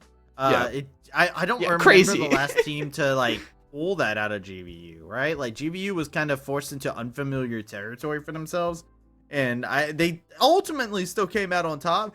But it is an interesting trend to kind of keep your eyes on going forward as we see more of GVU. Yeah, and more of the season. One of my favorite parts, I'll say it a lot, you might hear it, but I do really like the MEC season structure and that we get such a long season. We get interesting playoff matches as well. And I really do think we get to see these teams grow over an extended period of time, which is fun for us here in the booth. And I hope also a fun experience for the teams at home playing and competing and putting it all out there. We appreciate y'all competitors. So a great series overall. Cornell College, unfortunately, didn't quite have enough to contest the likes of the GVU Vikings, but something's there, Travi. They were cooking something up. It's magic. I'm excited to see, where it can kind of go as they, the puzzles a little, one edge piece off here, maybe a little bit. They're still working. I'm excited to see where it goes. Me too. We'll have an interview with somebody actually from GVU. I'm not entirely sure who just yet. But before we get into that, Mac, you said you like these players. I do. Lot, right? You like? Do you like seeing them have fun? How'd you know? Oh, what about live inside of a LAN event? Wait, you couldn't be. Are you talking about this upcoming weekend, Travi? I'm talking about MEC Clash. That's what I'm talking about right here. If you enjoy watching these players and getting to enjoy these teams, Mac, let me tell you, did you know that the MEC Spring Clash is next weekend, like you just said? No way! Is there still time for me to get a ticket?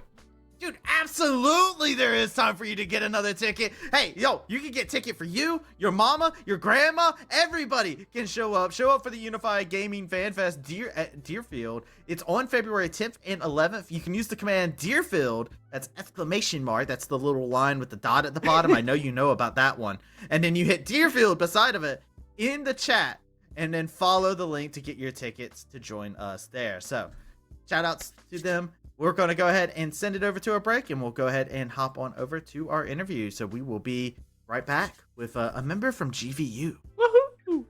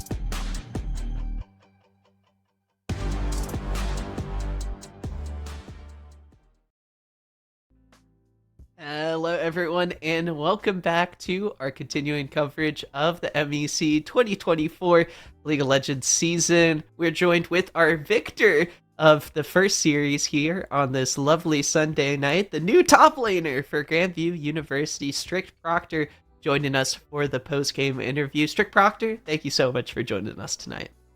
Yeah, it's great to be here. So I'm curious, I naturally feel like first question, new face on this roster coming in.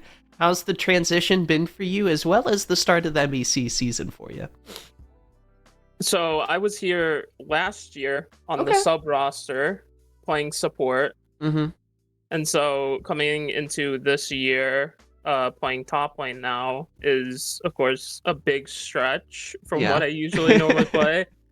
But I've had many years of just playing top lane in collegiate here and there, even though it's not my main role. So I mean, it's like gotta get used to it again, like get the rust off. But yeah. And how's the team dynamic been for you? Has it been like anything crazy that's happened? Anybody have any kind of crazy outbursts that have happened inside of scrims? Anybody go after Jahir yet? Like, what? Give me some of the juicy details here. Scrims are always a banger at GVU. It's one way of saying it. But I mean, I've acclimated fine. I played one Orin game in scrims and I'm like, okay, or you're playing tanks now, buddy. I'm like, fine, I guess I am. But yeah, it's like very lighthearted at GVU. Always a banger. It's always fun. Have there been any lessons learned from I would say just these few first weeks, outside of the transition from sub to starting and even support to top? Has the team gotten any big takeaways from the start of the season, how the process has been going, how you guys are feeling, even working towards your goals for this season? Well, I know one of my main goals that I found out and also the team has instructed me to do was Mhm. please don't die, please don't die. And I've tried, but the main goals for GVU have really not changed ever since I came in, ever since mid lane swaps and everything like that. It's always been the same. Alright, I gotta ask the elephant in the room. What's up with the IGN Strict Proctor? What's the story?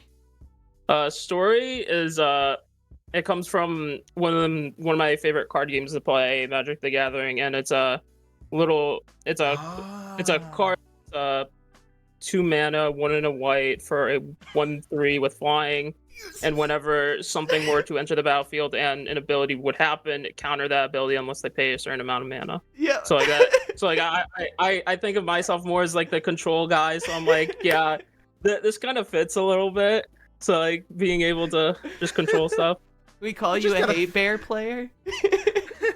No, I'm just a nasty control player. It's fine. Nasty control. I got you. I'm gonna nerd out here for a second. Normally we do 2 questions apiece. I have to know, as a fellow Magic player, I'm 100% with it now. Do you have any like favorite formats? Are you an arena guy? Are you commander guy? What do we got? What kind of Magic? I play a lot of Pioneer. Usually nice. any like competitive formats I like to play a lot. I play control in every single format I think I play. Big control guy. Hey, nothing wrong with that. Gotta know yourself. We appreciate the time. I love Travi. Great question. Glad we got to learn more about the history. And as the story gets continued to be written, wishing you and GVU the best of luck as the season continues on. Before we let you go, Strict Proctor, do you have any shout outs that you want to give out? Of course, shout out my team. They've been acclimating to me well and like more welcoming. Shout out to my parents who are currently watching this in the living room 20 feet away from me. And no pressure. Yeah. And yeah, just shout out to Macro for that Orn guide that I've been using. It's been pretty good. Nice. Huge. Helps the transition. Yeah. Well, Strict Proctor, thank you so much for the time, for joining us again. We hope you have a good rest of your night and a good week as you get into week 3 action. The season goes on. You guys are looking really solid. We love to see it. And that is going to do it for my time on the stream and for our first series.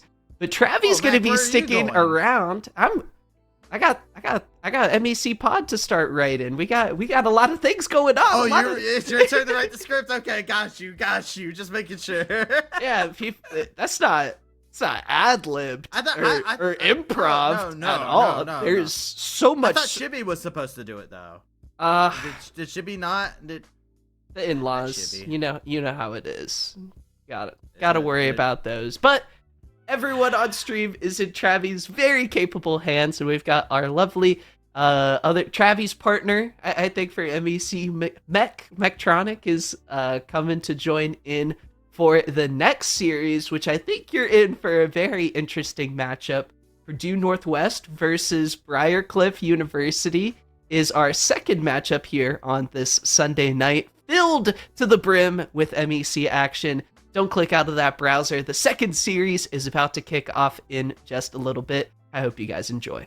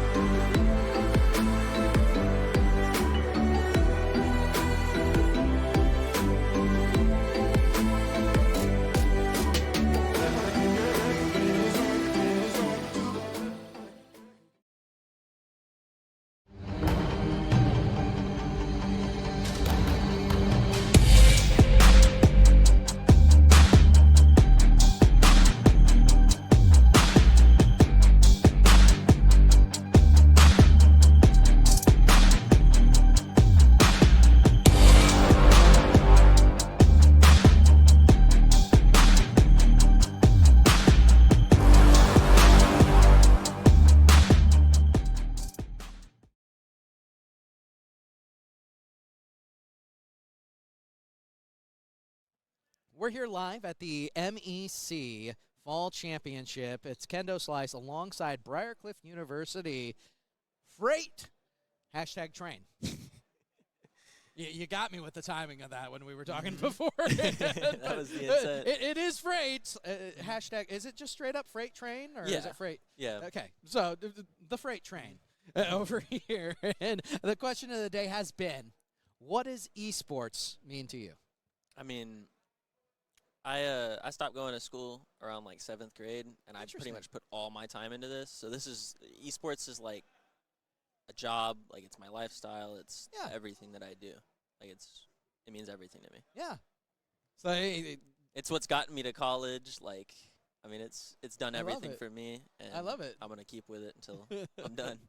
So, is there something that you have learned over the last 3 months? Maybe there was an interaction with a coach that you'd like to highlight? Or I mean, mostly like just like learning how to interact with other people. Like when most of what you've done all your life is play video games, like being in a physical environment with 4 other teammates kind of just alters things, and you have to learn it a different way, and it's been a major catalyst for growth. Absolutely. Like,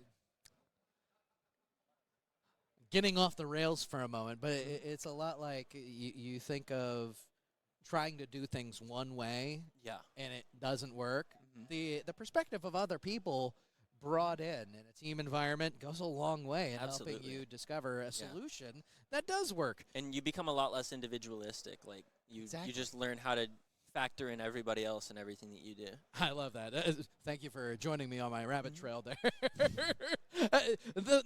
Of course, going into that hand in hand, LAN experience. It's a little bit different altogether because face to face. I mean, it's a lot of it's like uncomfortable, but in like a way that I feel like we should embrace, and that's like how you evolve is by going through the discomfort of a LAN event and coming out better in the competition. And honestly, it's been great. Like I've liked this experience more than any other like online competition I've ever competed in.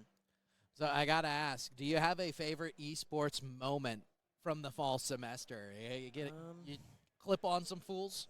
I think I had when I played against Cleveland State on Ascent one game, I think I got 2 like aces almost back to back, and that was probably one of my favorite moments. Like I immediately put that in the montage afterward. I was like, you know he's good when there's a montage involved.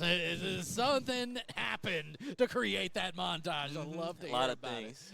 it. So going forward, last question here. In esports, is there anything you're looking forward to going into next semester? Yeah, we started off this season like kind of bad. Like we were one of the worst teams, I would say, in the tournament. Okay. Like we had the potential to go like 13-11 like close games against the best ones, but even the worst ones could beat us sometimes. And it was a lot to do with our coach sub, but we've come a huge way in this last 3 months, and I'm honestly just really excited for every tournament we're going to play in next. Cause I love it.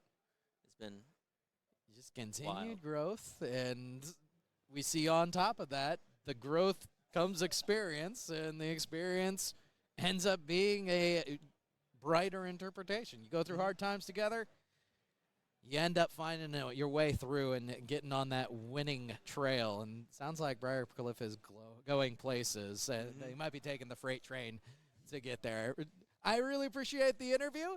Thank you so much for your time. You too, man.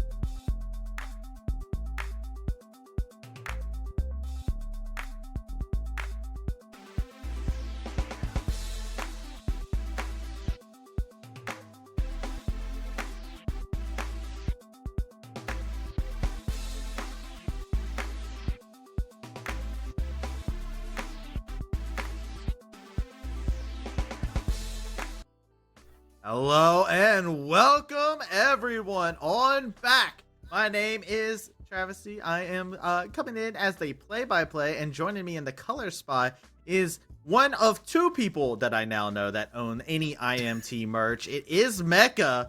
Logan, how are you doing, buddy? I'm doing well. I'm ready to get going today. I saw you wearing the FlyQuest jersey yesterday, and I went, okay, what merch do I have that I can wear? I can wear a TL hat. That felt a little too on the nose for me. I got a CLG jersey, and I decided that has to wait for LAN weekend, so I grabbed the IMT hat. It's a little understated, a little chill with black everything else, so I grabbed the IMT hat today. I got you. So the day I didn't bring in the esports stuff, I got the bad at video games hoodie on, so that's good enough. Yeah, that is an esports hoodie. That could be. It's considered an esports. Yeah. So we're good to go inside of it. So let's go ahead and get into looking at these two teams that are going head to head against each other here. Because we've talked a little bit, we've gotten to re-talk with each other. Purdue Northwest taking on Briarcliff Mecha. This should be a fun series after we just got to see GVU is another favorite inside the MEC in Purdue Northwest.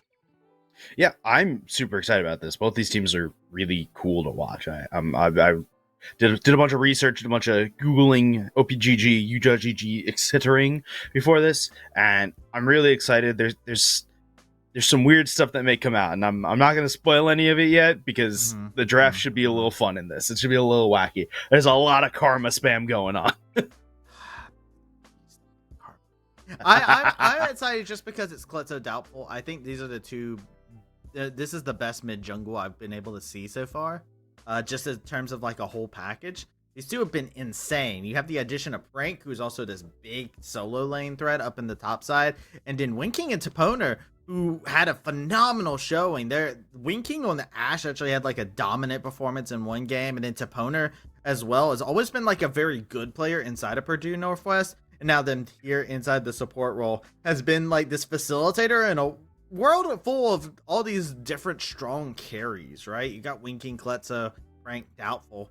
Any of these four players can be your carry, and Purdue Northwest, they're looking like that scary team, but Briarcliff has shown us moments where they have shown so much greatness. They took Ottawa into a 3-game series to start things off, and despite the record where they haven't been able to pick up that first series dub, they have had so many intense close matches where it could have swung either way, and have had series that have came just so close to going in their favor. So Briarcliff looking to prove themselves today, and what a way to do it against Purdue. I'm so ready to watch Oxy play, right? We saw him on some tank duty last week, but I'm ready. I wanted to pull out one of these bruiser, one of these lane dominant champions. He's been playing a lot of Fiora, some Darius, some Jack. I want to see some real top lane action instead of the wet noodle fights that we normally see. I want action. You're seeing in topside, that's for sure. Camer as well, very aggressive player. Somebody I've been personally very impressed with out of BCU's roster as an individual laner. Camer's been fantastic, and I think they're one of the best mids inside of the MEC league, which is a lot high praise because we have a lot of really good mids inside of the MEC. Yeah.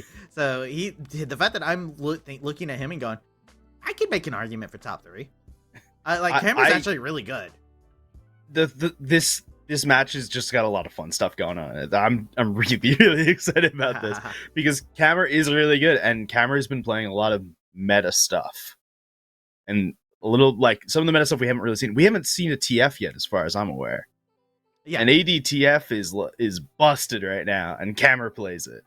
Yeah, well, Camer's also the times that we have seen Camer bring out the TF though. They played the AP variants, right? Like they have gone like that Rod of Ages into Lichbane so far whenever they've gotten their hands onto it. But ever since they got their hands onto it, and it was a part of the reason why they were able to beat up Ottawa in the past, is because of the fact that, like, yo, it's banned now. Nobody else is letting you play it at this moment. You got to showcase it. That's great. Now you got to showcase some other threats to try and make it. So far, none of the other threats have surpassed the threat of a TF just hitting the R key and just immediately popping in your lane and just being like, penalty, throw the gold card at somebody. You know, nobody wants that.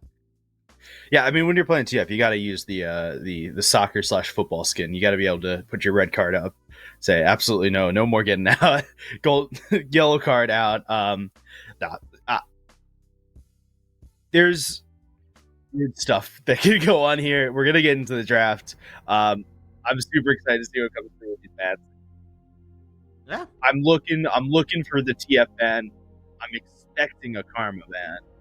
There's a lot of Karma players here, and I feel like that's the way they want to go early. Contested for sure. It's a very contested one. I agree. Karma is very contested. But I also look over and I'm wondering if they might just focus out certain areas, right? The jungle is a good one to focus down. We actually saw that last week where it was Purdue Northwest taking on Ottawa Braves. Doubtful, they did a little bit of a pinch inside the jungle, forcing the side of Prod to go onto the Belveth, one of their comfort picks, and then immediately exploiting that. I can see Doubtful from what we've talked through with Purdue Northwest when we talked to Kletso last week. Doubtful loves to be this aggressive player. Sometimes it bites him in the rear, but they like to get up in your face. They like to be aggressive, and if they pinch him down, that enables Doubtful to do a little bit more. And I think the jungle is one of those roles, is one of the most impactful when it comes down to the early to mid game of League of Legends inside a competitive play. Yeah, so I want to point out the Ashe getting banned for Briarcliff. You had talked about Toponer's Ashe that they were playing in the bot lane with Winking. It's gone. They don't have to worry about it. Ashe is that really, really good early game pick with a Hail of Blades. You can get a lot of damage down really quickly. The W works really well for slowing down people across everywhere. It's for when you have a player like Toponer who's willing to play marksmans, it's a really, really good pick. And that looks like it's a Karma ban coming in as a locked-in Karma ban for Briarcliff. So we won't be seeing any of that. No. I think you go ahead and show the respect at this moment in time. You've taken away the Ashe from Winking. You've taken away the Karma from Toponer. This is a really good start for things. The thing I'm worried about is Kletso has a very insane champ pool. One of the big ones that we saw against Ottawa that came out was the Silas, and Kletso looked incredibly clean on that. So I think Briarcliff, they do need to be mindful of what kind of characters they're drafting up if they don't ban it, just because of the fact that we see Silas time and time again. And look at their respect being shown. Cameras Corky is insane, but guess what? Also, that Twisted Fate is absolutely cracked. Yeah, we had talked about it in the pre-show.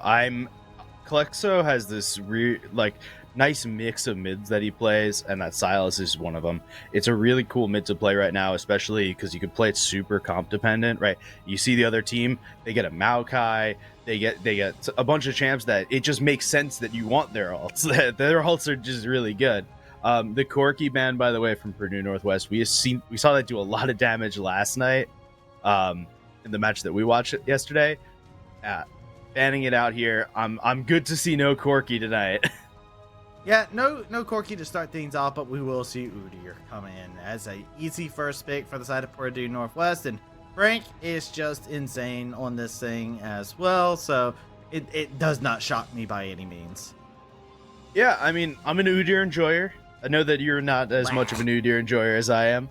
But I do enjoy me a good Udyr.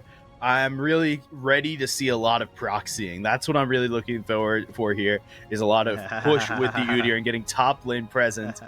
And that's a brand locked in, and it's almost certainly going to be a brand jungle. Yeah, the nerf set came through, affected the clear speed a little bit, but it's still insane. It's still strong. You're inside of a team fight. You're able to burst out people. I feel like Purdue Northwest might be drafting now to practice social distancing, because if you do not, Brand is going to take full advantage of the destruction. Yeah, I mean, the cool thing about Brand is that you can use Brand to dive really easily. If you stay under your tower to try and defend against the dive, and Brand gets an ult on you, you're gone. It doesn't matter. You got to move away from each other, but then you're letting them have the dive. Really good tool for Briarcliff University to be able to use. And the Ezreal being locked in leads me to start believing this could be a little bit more poke, which I like. I'm liking the fact that they're taking the Brand, adding the Ezreal into it. Want to chunk people down before they get into these big team fights. But look at on the other side. There's a tale of darkness, some stealthy plays, some deception that gets put into the works, right? Nico, Nocturne. We've seen this combo actually pulled off by other teams throughout the last week. And every single time it has popped up inside of the MEC. Actually looked very impressive. Just turning the lights off to make sure that you're able to get in there with that fast Pop Blossom is crazy. And we saw this matchup actually in the previous game. Darius being picked as a counter into the Udyr. I mean, I called this out before we started the game. I want to see Oxy on these really intense bruiser 1v1 lane dominant champs, right? The Udyr, he's gonna be useful late game either way, right? You press E on Udyr, you go and stun the rest of the team, press W, you make sure you survive, and rotate back right into the E. Maybe once in a while you chuck a Phoenix stance in there to get a little bit of damage down, but you're gonna go full tank on the Udyr, right? The Darius, he's trying to punish the Udyr in lane. He's trying to make sure it's not a good time, that he can't proxy the wave, which is something Udyr really wants to do. He wants to be able to run past the tower, go sit there in Phoenix form in between your tier 1 and your tier 2 towers, and just kind of hang out there and grab waves.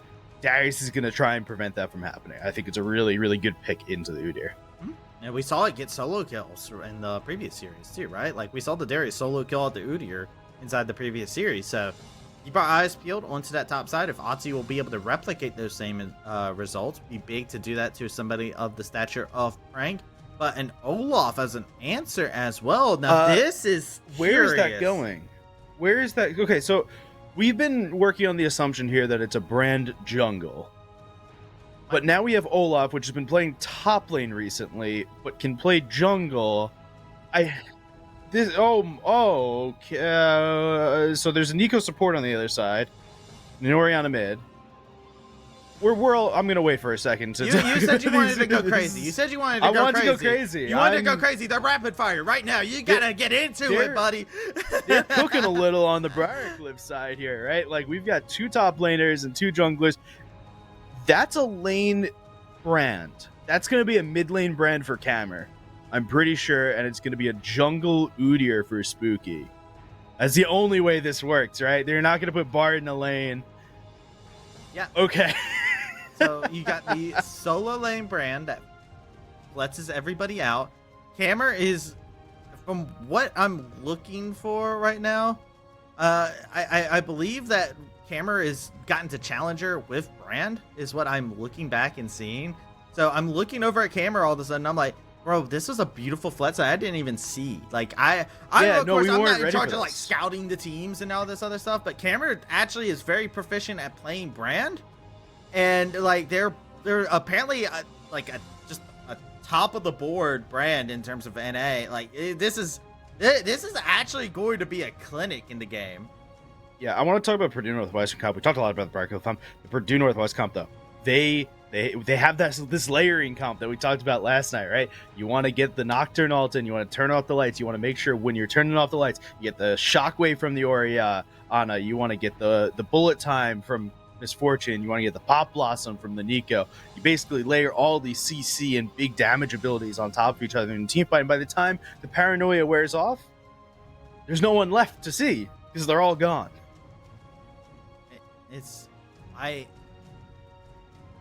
The interesting thing for me is Nico support has a couple interesting parts where like you have some like good trading patterns that you can do, Brand is very much like a hit and run laner. They're very powerful in lane. They like to just like thump you across the forehead, and then they're like, all right, I did my business.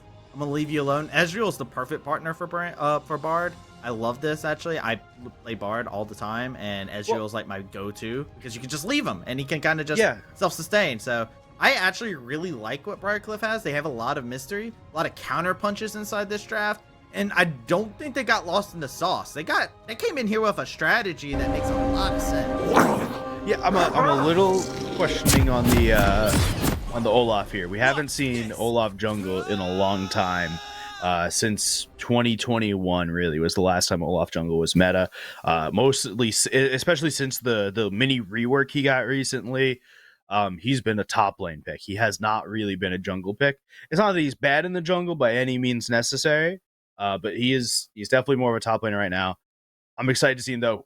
Thing to look out for with Udyr, he wants to go take objectives early. He's really, really good at taking your early Rift Heralds or now your early Void Grubs and your early Dragons. He's one of those players, champions who's really well known for like 5-minute Dragons, just going and soloing them really early.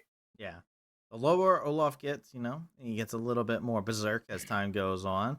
And like you were talking about, just very good. Both of these characters are actually very good at like doing these early clears that are really nice. And there's actually a good amount of gank assist on both sides, right? Brand needs a little bit of setup to be able to get theirs to go off, but the Bard, the Darius especially, both of those two actually give quite a good amount of assists. Keep your eyes on Raymond to be the person to roam around and act as like a secondary jungler together with Mike. There's nothing more terrifying than a Viking running at you than a Viking that's coming out of a magical portal. Yeah, the other thing to look at with Raymond is that ultimate is the one thing in the game that you control your team with really hard, right? If you use your ult in the wrong place, if Raymond puts his team into stasis without putting the enemy into stasis, he can turn a good fight into a bad fight. So be aware, be ready. There's a possibility that kind of stuff can happen. So it changes team fights really quickly.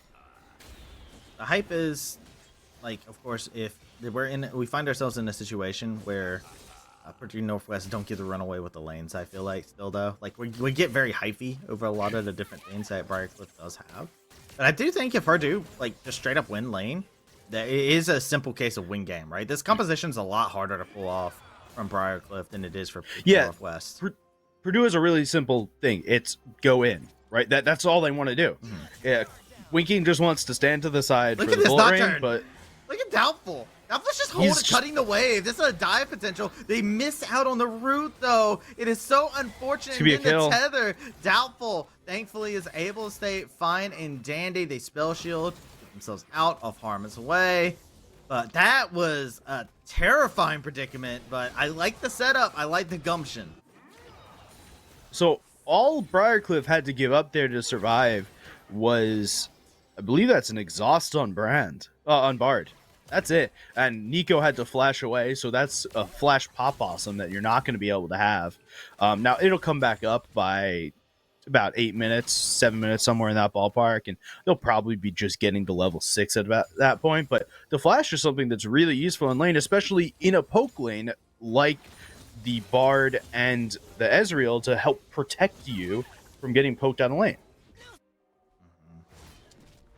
Oh, that is a bit of a tragedy, but the vertical jungling has been completed as a result.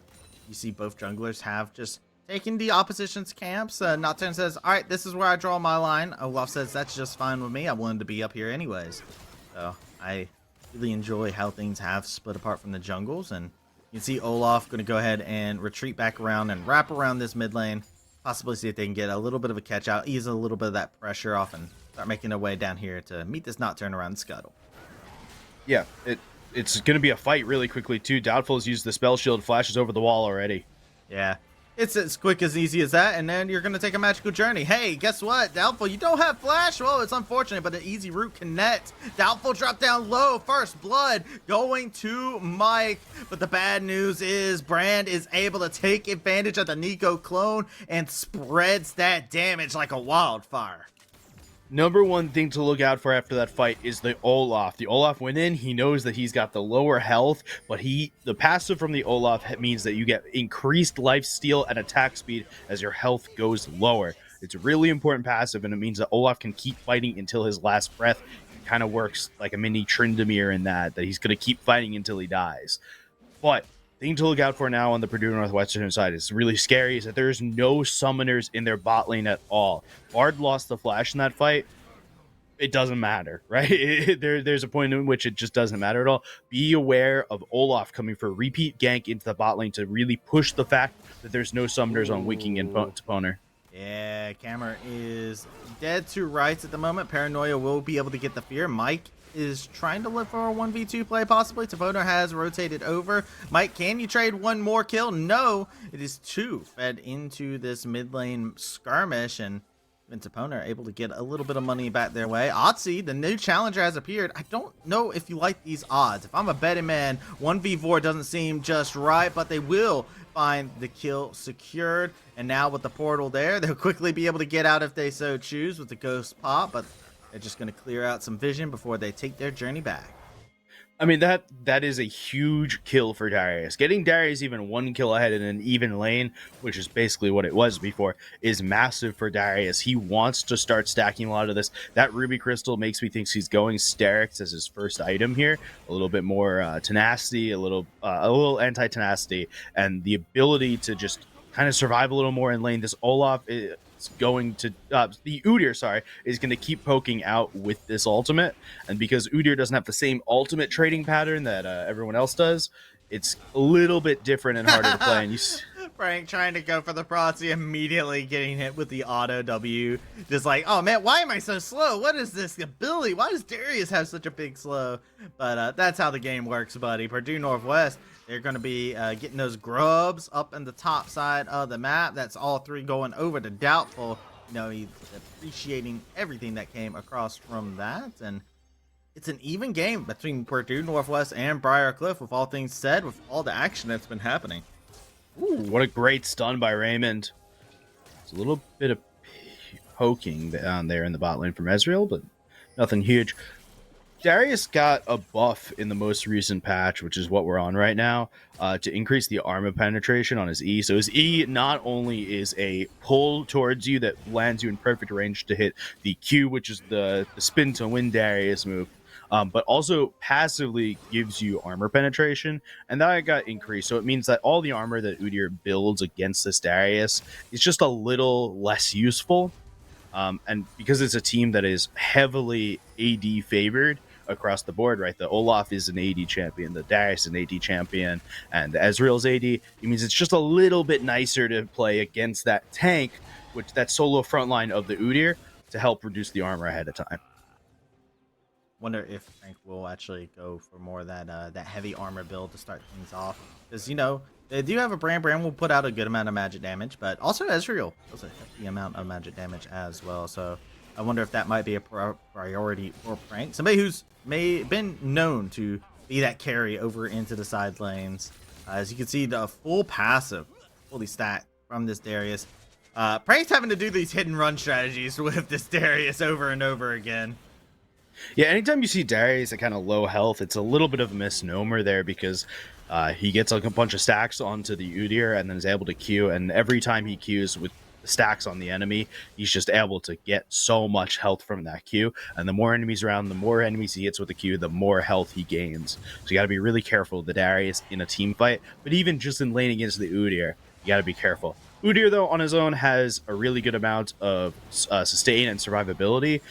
The W, the turtle stance, means that he gets lifesteal on the first 2 hits, and if he awakens it, which is probably going to be his number 1 awaken in lane, unless he's trying to really shove the lane, which he'll use a awaken R, it means that the turtle stance is going to give him even more healing and shielding ahead of the time to make sure he survives against the Darius.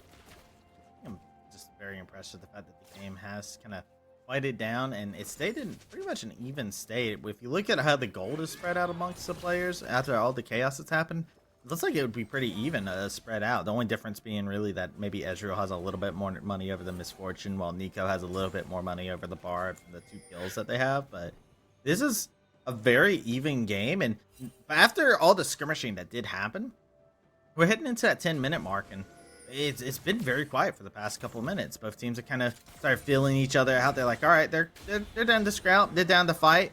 I feel like Purdue Northwest even had a little bit of a reminder of like, all right, Brand is a champion. We do not want to be fighting in a choke point ever again. No, then that seems to be a very real thing to look at that. All right, the later in the game goes, Brand is going to get more and more powerful, especially with a comp like Purdue Northwest, where they want to group, they want to stick together, they want to dive in on you. Brand wants you to be together. They want you to be like family here. Make sure you're all sitting elbow to elbow in the little booth to make sure you get a lot of procs off on his abilities. I want to make sure that, you can hear Vin Diesel off in the background. I get you. Exactly. All about that family. Well, they might be cursing at each other like family at this rate if they do find themselves in that same position yet again. Going in, we're starting to see those first item buys actually coming in, and the Olaf one is a very fun one to actually look at immediately as a response, because he's going to be running in and taking full advantage. Yeah, I said last night, experimental hexblade really bad on a lot of champions, but the champions it's good on, it's really good on. Nocturne, it's really good on Nocturne. The other one it's really good on, it's Olaf, right? He wants to ult, and the second he ults, he gets attack speed and ultimate ability haste. It's a great move for Olaf, who loves attack speed, but doesn't need to build it because he gets that attack speed steroid from just being lower and lower health. What a great escape, by the way, over there into the top side. We didn't really get to pick on it too much. Ozzy Blue Ghost, then immediately Devil's like, nah, son, I'm out of here. Immediately flashing over the wall. Like, just straight up, just not dealing with any of it. Do not blame him whatsoever. Prank is constantly having this passive fully stacked onto him as well, so it is not easy for this Udyr either. Prank having a very hard time in the Otzi, who has been ever so proficient on the side lane. I'm going to assert dominance here, champion. Yeah, he's also being really careful about the tower. You see that he's using the E, which does that pull, right? Just to pull him just out of tower range enough that Darius can sit there and hit the Q, make sure that he's able to get some health off of it, apply some bleed stacks, and make sure everything else is good. That's the bullet rain coming across, but it won't be able to steal the dragon. Mike does secure it. I like the attempt. I like your gumption, Wing King. Said, you know what? I'm not going to use this anytime soon. Might as well. Yeah, it's worthwhile. A lot of times Misfortunes use the ultimate in lane just to clear the wave, right? You have it up so often, and it's worthwhile to try and steal with it. What's the worst that's going to happen? You just lose your ult for a little bit? Yeah, right? Like, shame. It'll be back up again. Don't worry. But over onto the top side, Paranoia comes in. That was up and available. The fear put into Otzi as they get put 6 feet under. I mean, it was easy enough for Prank. Prank just Paranoia goes down. Prank goes into the E form, the stun form, stuns the Darius down. Darius can't do anything. Paranoia comes down. The tether comes down from the Nocturne coming in. Damage across the board, and Darius can't go anywhere. Yeah. Prank heard me call Udyr a boring champion and said, here, I'll show you what boar stance looks like, and immediately did it. So, you know what? I like it. It's good to see him going in there, getting those stuns out. But, as this game goes on, that's a lot of plates that Prank was able to get. And remember, Doubtful was able to get all those grubs completely for free. And we're seeing a little bit of that benefactor there up into the top side, making it to where they're able to get those tower plates so quickly and easily. Oh, that's a disgusting Pop Blossom. Still gets him off of the magical journey. Thankfully, Raymond was able to position out of harm's way, so Doubtful and Wing King couldn't really follow up, but that was a very scary scenario that Raymond was inside of. I don't know why this is, but it feels like we're further into the game than we are right now. Yeah. It feels like laning phase is kind of over, even though Cameron's still sitting in mid. Oh, Raymond got left all alone. He's got the ultimate. He's got the ultimate, but he doesn't have a prayer in the world at the moment. It's going to be even one have the member ult come in.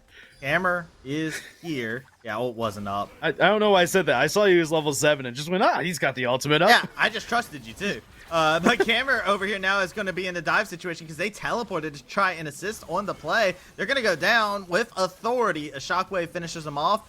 And Briarcliff, like dominoes, they're falling one by one as the turret gets the execution on the Wind King. It's okay. They just wanted the back. 20 seconds later, they'll be at the fountain. It's the intended path. It was a forced back. He felt like going back anyway. So what's the difference between it was quicker than him pressing the B button and waiting the 7 seconds? Just gets executed by the tower, moves on with his life. Nah, man, it's such a good play coming in. Red tower was secured as a result though. Briarcliff taking advantage. Good stuff from Mike, but bad stuff for Ezreal. You have to blow all sums to get away from Nocturne. That is the danger of this character. This is why he's the biggest nightmare for AD carries on the Rift at the current moment in time. Mike wants to be a nightmare to prank, and the top side on the flip first of everything is Toponer here to assist on the defense. Oxy, apparently licensed at driving that Rift Herald. We see some people that are just not very good at it. You can't see me right now, but I am raising my hand. Oh no! But brutal for Zro getting taken down in the solo kill by Winking. But after you don't have a flash, right, you use that arcane shift. Unfortunate to just not be able to get much movement out of that misfortune. Yeah, no flash, no heal, no arcane shift. He goes a world of problems and a world of pain. And now, I mean, got a tower over onto the top side. Briarcliff keeping themselves in reach for that gold, but Purdue Northwest is starting to acclimate to it, right? They're starting to make these little adjustments. I like the fact that after having a bit of a spurtsy mid game, oh, you didn't count your minions, Cammer, and I didn't either, buddy. It's okay. It happens to all of us. That is the mid tower that is going to end up going down as a result. But Mike says no. Ragnarok pop goes forward. Klutzo, you ain't getting anywhere away. Going for a magical journey. Doubtful here to back things up, keep the resistance going strong. Mike is going to find himself victim to the bullet time. Vikings don't know how to deal with guns, fun fact, and you can see that right there. Mike dropping to Wind King, and now we're back to our regularly televised program where mid tower is under siege.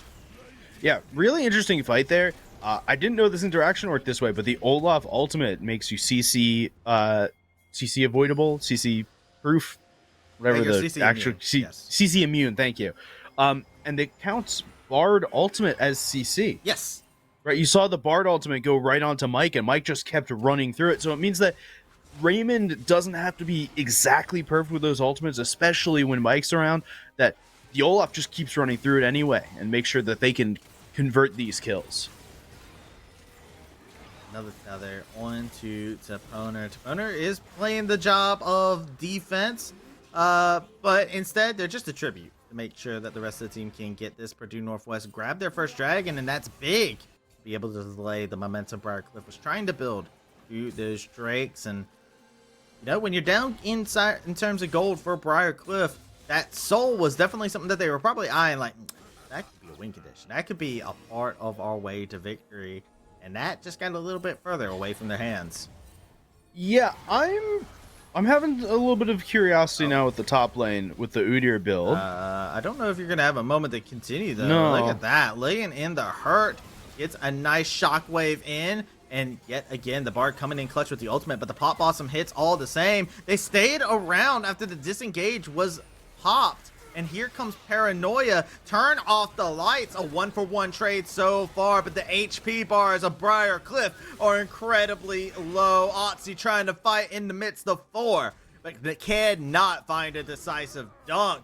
Purdue Northwest still coming out on top. What a great fight, and I think the most important bit there is you saw Doubtful with the Paranoia, even though he was low health, using the Paranoia, getting in, making sure he was able to spin to win there. The same way that Darius heals off the spin to win, so does Nocturne. So making sure to get in, get that auto attack spin in to make sure you keep surviving and keep going and make sure you're fearing everyone there. Klexo was just barely able to survive and then get the ball into the correct place to be able to use the W on the rest of the team. I feel like Purdue Northwest are just taking control of the game. Like Briarcliff are trying to seize it They away. are. I feel like that was a good moment for them to kind of cut their losses with the Bard ultimate. But now you've got all these threats. The Leontrys just got completed on the Udyr as well. So this Udyr is doing so much damage with that Phoenix stance inside the side lanes. and even inside these fights, right? You think you can weather the storm, and you're bracing for the cold, but you're getting a case of frostbite at this rate with the way that this Udyr is going to be coming in and just laying into layers of pain. Yeah, so the way we talked about Briarcliff at the beginning of the game was layering, was winning lane. Yes. And they're just not winning lane to the same like amount that they needed to at the beginning of the game. The Ezreal was the only one that was really supposed to lose lane. That's because Bard was just supposed to never be in lane.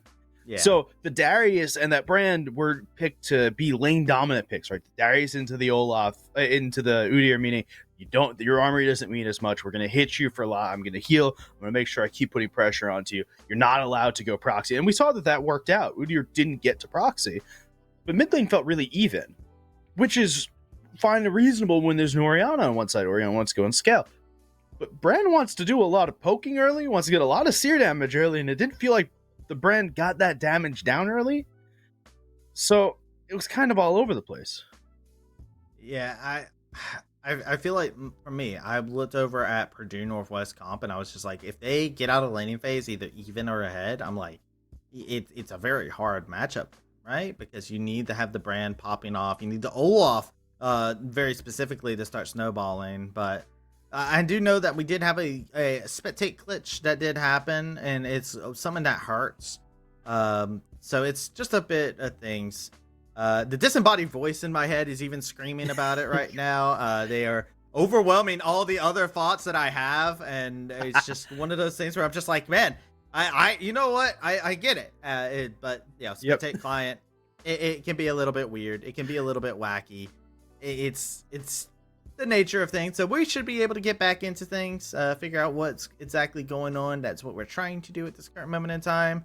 But we'll figure everything out and get everything going. But for now, while we're getting back into the game itself, I'm just saying, with Purdue, it seems like it's just a clear-cut game for them. It would take something like a big Brand ultimate, but I feel like they've done a good job neutralizing that strength.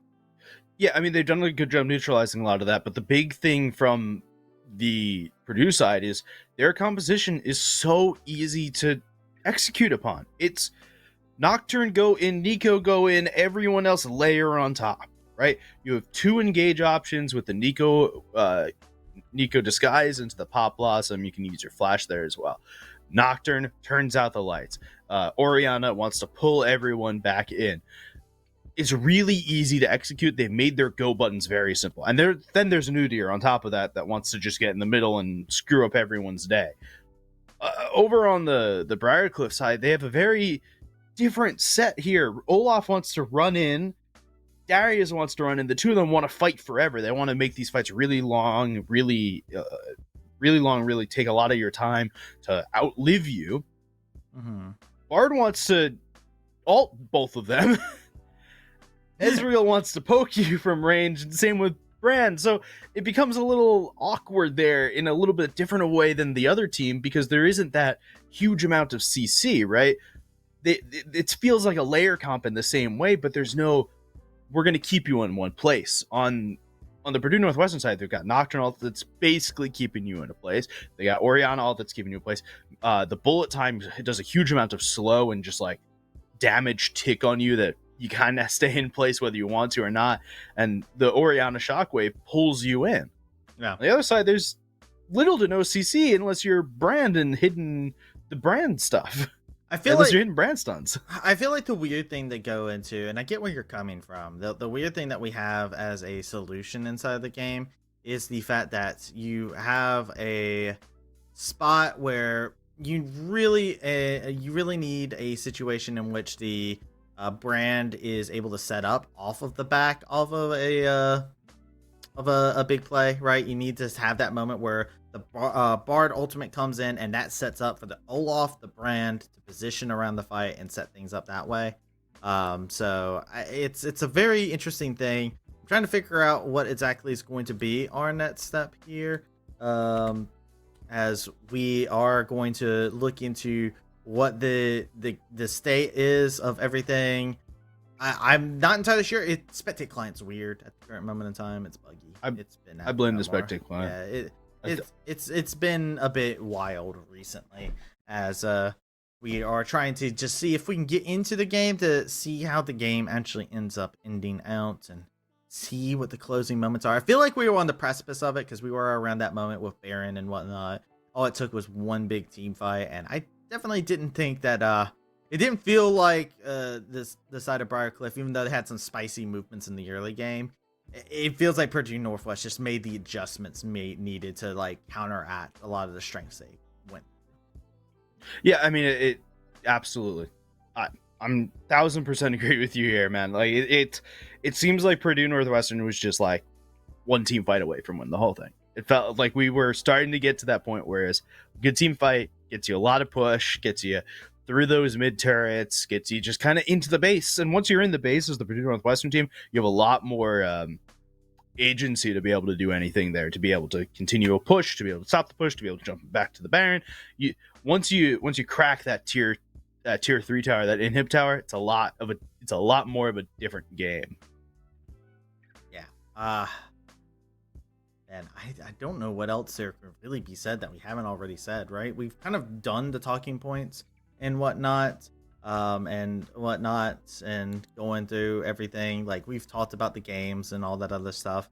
Mecca, I gotta ask you real quick, since you're looking at MEC, you said you were going into looking for the crazy picks at the current moment in time. Yeah. Do you have a crazy pick that since we already know what game 1 had and whatnot, how do you feel about game 2? Do you think there's a spicy pick that you actually have your eyes on that you're like, yo, I vouch? Twisted Fate for Camera, if it doesn't get banned. It's not that crazy, but one I want to say. The Olaf was actually a pretty crazy pick that I was vaguely expecting. I was more expecting it on Oxy than I was on Mike, but an Olaf in the top lane, I think, would be a really nice pick into a lot of the stuff that Oxy could be playing into. It kind of works the same way Darius does to a degree with the armor reduction, with the shredding on Olaf's Q, the undertow. Fiora in the top lane, I mean, NA Fiora is always an interesting and fun pick that we have.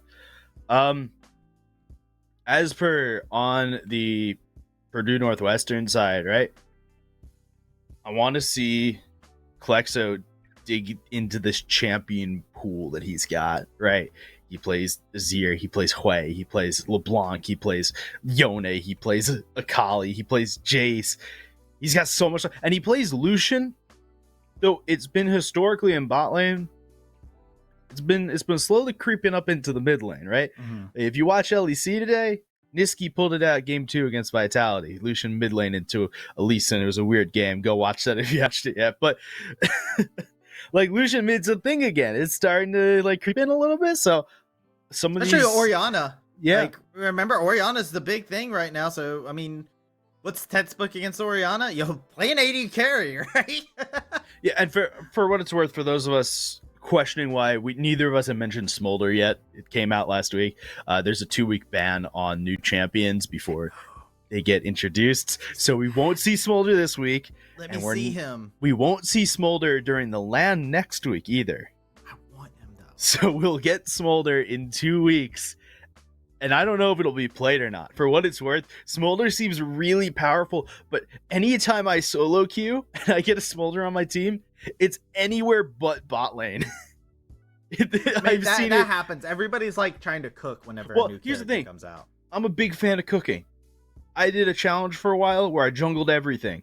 Note, Varus actually not bad at jungling, and I will stand by this. I'm gonna judge you for it. That's okay. That's okay. But Smolder in mid and top lane, it's just this infinite scalar that takes too long to get up and running, and it's really hard to do. So I don't know. I'm excited for Smolder to come in because it's another pick, and at that point, I mean, in 2 weeks, there's at least one full patch that'll happen before the 2-week point. We could see a whole new Smolder going on. My thing with Smolder that I actually really like is the fact that I got him for free. So that was cool. Why'd you get it for free? I also got it for free, boy. I logged into the client and it was just like, hey, congratulations, you're pretty honorable. Hello, haha. And it's like, oh, that's great. I am pretty honorable. Thanks, Riot. And you got a champ shard? I clicked on it and I was just like, and the whole reason I was logging on, I had taken a little bit of a break from League because Persona 3 Reloaded just came in and I was jumping into that. I was in the midnight hour. I was into it. And then I was just like, you know what? I'll go back into League real quick. I want to try out Smolder. I haven't gotten a chance to. Maybe people will stop spam picking him. No, Probably not possible. But it's still one of those things where it's like, I like trying the characters after like the little bit of the hype dies down and they're not pick or ban every single game. Yeah. I logged in, did the thing. It's like, hey, here, it's Smolder. I was like, oh, cool. I don't have to spend my blue essence on him or anything like that. And I was just like, all right, that's cool. Done with that. I was just like, oh, I have all these champion capsules as well. So it gave me 3 Smolder shards inside of my champion capsules as well. And I'm like, what is going on here? This character just came out. And there's only one character I don't own in the game. There's only one, which is Hui. I haven't bought Hui yet. And I'm just like, why did I not get Hui? I opened up like 5 different capsules and it was 3 of them were Smolder. Just give me Hui at that point. I mean, my free story with Smolder is I have Xbox Game Pass, and so you just get champions for free. But to be fair, I bought Smolder on release day because I was like, I'm ready to play this. I'm gonna go play the spot, and then I'm gonna go figure out because like I play a lot with friends. When I play with friends, I play jungle because no one likes to play jungle. But when I play ranked, I play AD carry all day, every day, and let's play Rakan. And I've been playing a lot of Kog'Maw. In my head, Smolder feels like a Kog'Maw-y kind of champ. Can I ask you? Can you give me your best Kog'Maw impression? No, that's not bad. It's kind of like Ewok-y. Yeah, Kog'Maw is one of the only characters I can actually do a decent impression of. Let's hear it. I had to do mine. Let's hear it. Yeah.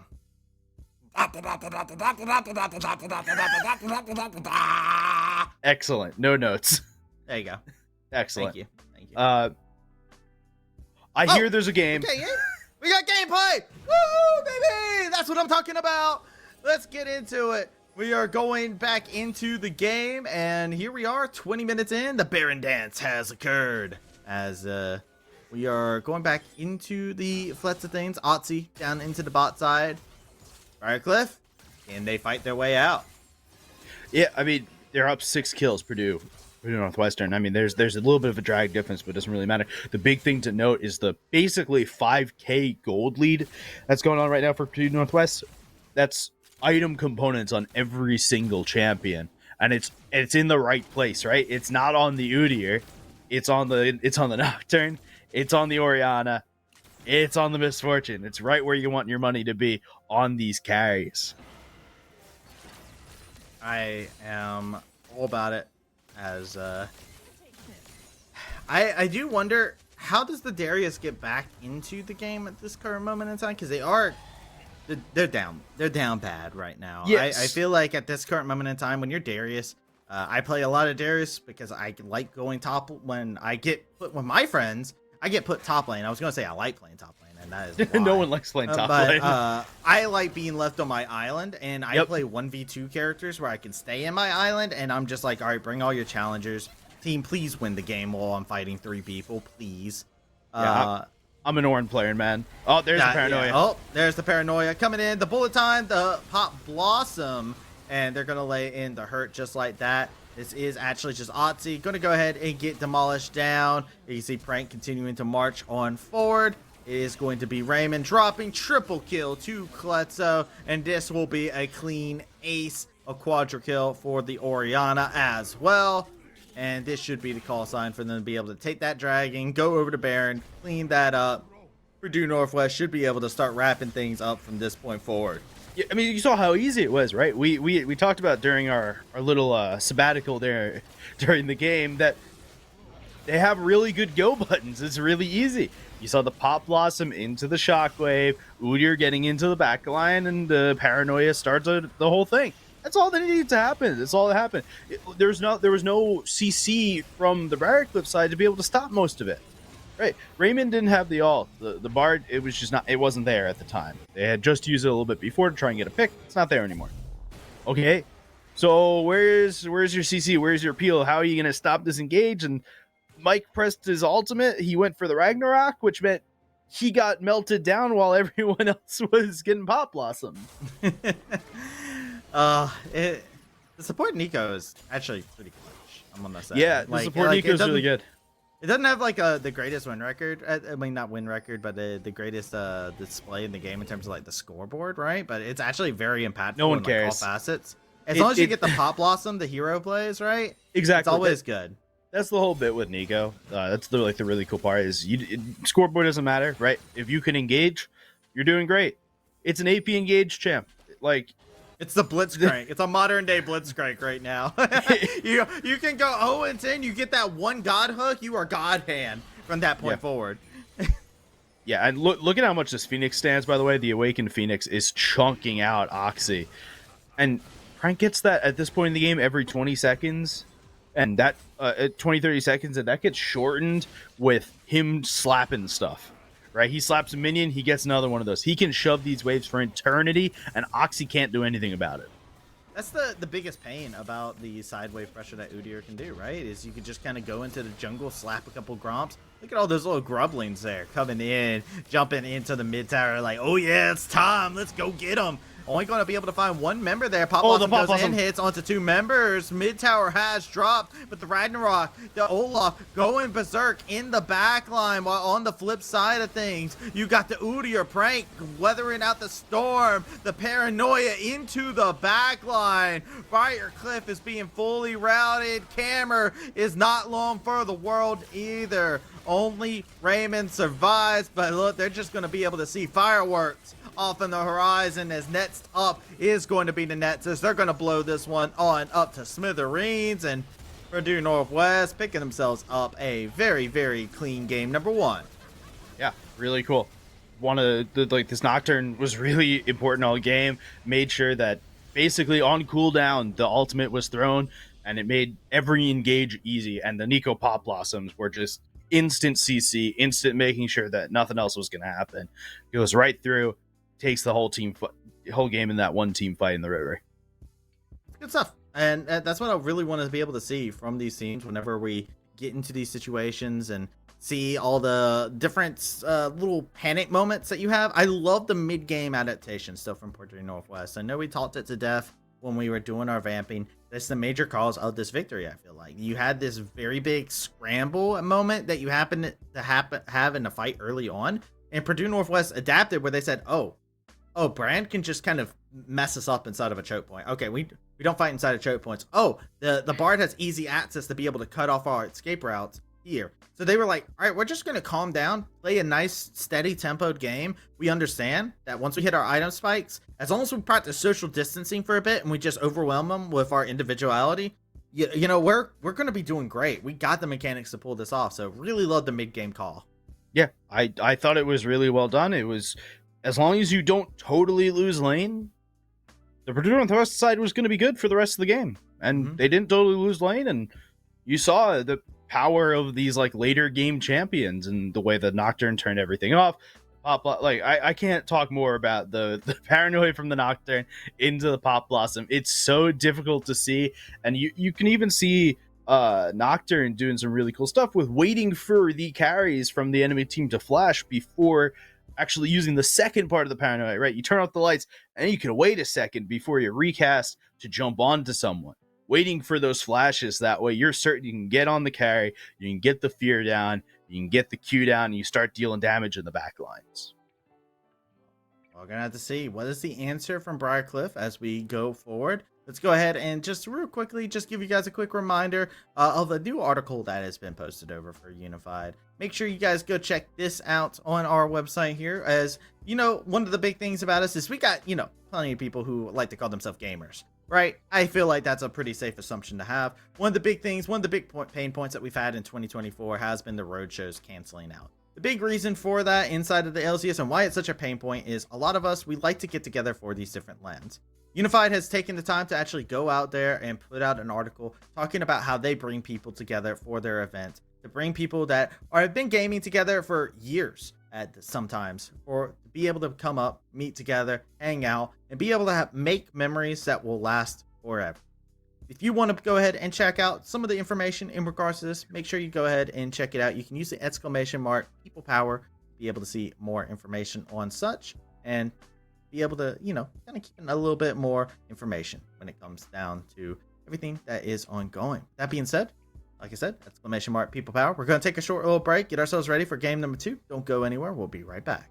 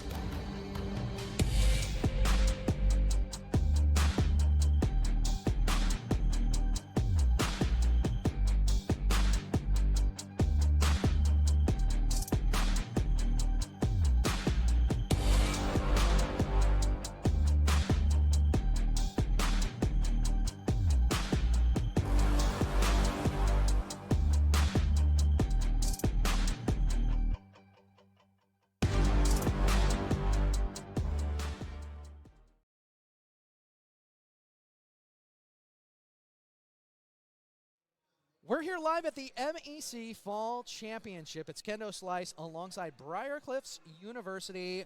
Hariri! Hariri! The question of the day has been, what does esports mean to you?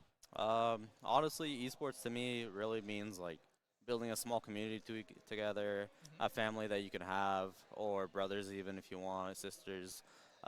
Going from there, it's just like an improvement on yourself.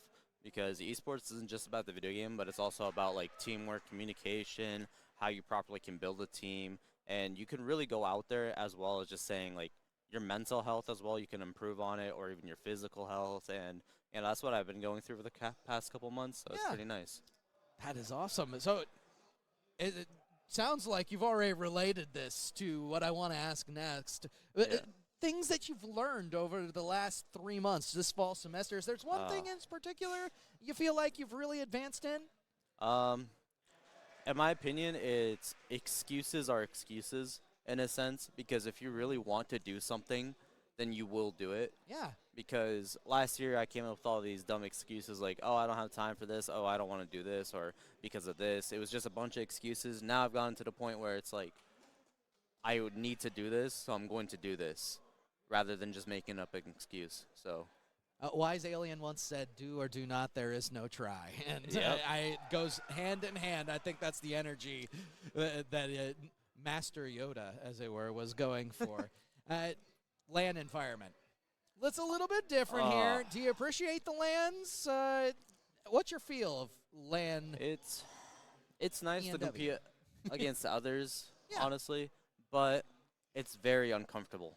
I really like my environment back at the dorms or at my arena way more than I do at the LANs. The chairs are not the greatest. The height difference is weird. Okay. The one thing I have in particular is the fact that the monitors are on a stand rather than a mount. And it's very frustrating to try to make sure that the monitor's on right, or like the distance is right without it messing with your mouse pad, because that's what it really gets in the way of. So creature comforts, and on top of that, you have to further yourself. It really stress yourself to get through the moment there. Yeah, I'm like 90% sure for next LAN event, I'm going to be bringing a monitor on my back, so with the mount. You know what? That's one way to beat the challenge. That's what I'm saying, yeah. Favorite esports moment? Did you have a clippable offense during the fall 23 semester? Favorite esports moment, in my opinion, is when the teammates blow up at each other. Oh. Even ours. Like, we all blow up at each other every now and then, or we all get pissed off. In my opinion, those are the best moments. only because that really shows how good of a team we are to like. I love it. Like struggle through it. So you're mainly focusing on, hey, there are these moments where like what breaks our mental and how do we reshape it? Yeah. Where So, you know that you've broken their mental. You get to hear that on LAN as well. Yeah. You know that you're in their head when you look across the stage. Hello, welcome everyone back to the MEC. We're ready to get into game number 2. Purdue Northwest. Great mid-game adaptation that led into a solid and in-control victory from them. BCU, they had a spicy draft. My name's Travis. I'm joined here with Mecca. Mecca, yo, this draft was kind of making me crazy. Yeah, it was a spicy draft. I enjoyed watching the draft. The draft playing in the game a little less. Let's talk about what Briarcliff can do a little bit better to take a game 2 here, so that way we get forced to that third game. They need better go buttons. Right? I think that's the number one big difference here, right? They played this comp that just didn't have the same kind of go buttons that Purdue Northwestern did. Purdue Northwestern had that Paranoia, had the Shockwave, had the Pop Blossom, had the Udyr doing Awaken Ian running in if need be. But over on the Briarcliff side, it was a little bit harder to start a fight. Yeah, they had a hard time because it was, yet again, the fact that Purdue Northwest immediately recognized the strengths and then immediately said, all right, this is what they're good at.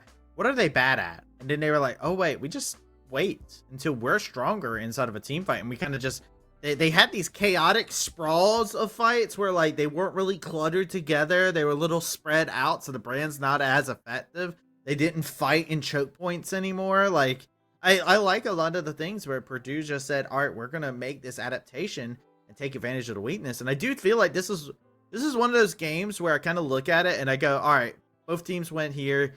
One team went with a little bit of spicier draft. When you go spicier draft tends to be a little bit of a backside. I give a lot more credit to Purdue Northwest than I do against Briarcliff for like fumbling the bag there. Because I look at Purdue Northwest, I'm like, y'all just did everything right that Briarcliff didn't want you to do. They were very thematic. They said, our draft is going to be all of these layered alts into beating them before the Paranoia is up. And they layered their alts and they beat them before the Paranoia was up. And like even with the individual lane counter picks, right? You see the Darius, which was definitely a lane counter pick to the Udyr. And you see the Olaf, which is a really, really good 1v1 jungle against Nocturne. And those lane matchups didn't really matter in the end of the day. Yeah, they did. They did not have any kind of matter inside of the game. For side selection flipping around, I do wonder if this changes up them things for Briarcliff. Remember, they did that zesty draft where they had all their picks all over the place, and we really didn't understand where anybody was going. But Purdue Northwest did a little bit of that as well on the blue side. So that magic can still be there for Briarcliff if they so choose. Or they can choose to go something a little bit more static, something that you normally see a little bit more with some of those tried and true win conditions you were talking about. Yeah, I'd like to see the same spicy kind of draft for Briarcliff. I think it's a better drafting strategy to not know where everything's going until that last pick, right? We saw that. What was the last pick in the last? I think the Bard was the last pick in the last draft. We had no clue where anything was going because there was a brand that we thought was going jungle, and then Olaf gets picked, and Darius gets picked. We're all over the place, and I was saying brand's going to go on support, and the Bard gets locked. It was all over the place, right? It makes it really hard for Purdue Northwestern to draft against that comp. I just want to see it in a way that gives Briarcliff more agency in the game. I think that's my big thing here is that there needs to be more ways for Briarcliff to engage a fight. It just felt like there was no way for them to walk in and start their own fight. They always had to wait for Purdue Northwestern to start a fight, and by the time Purdue Northwestern started a fight, the fight was over.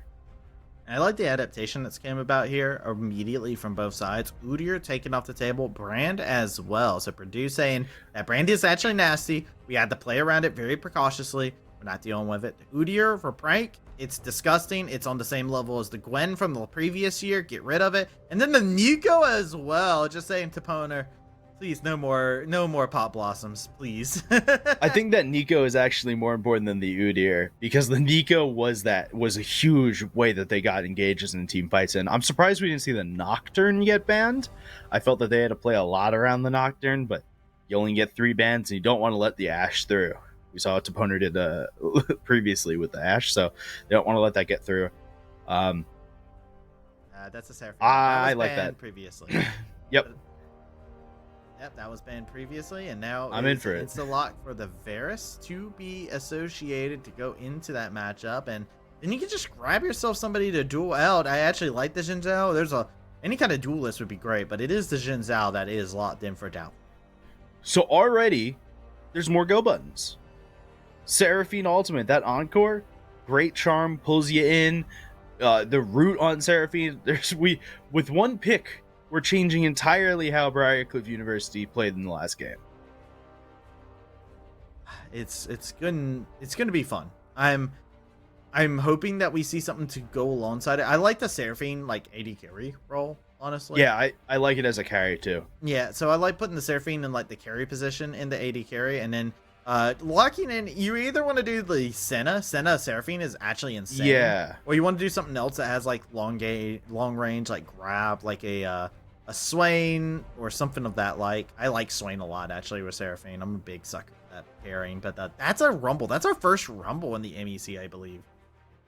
I'm a big fan of Rumble. Rumble's really good right now. Oh, we had a Rumble support the other day. I haven't gotten to catch that game just yet, so I'm that's sorry. what it was.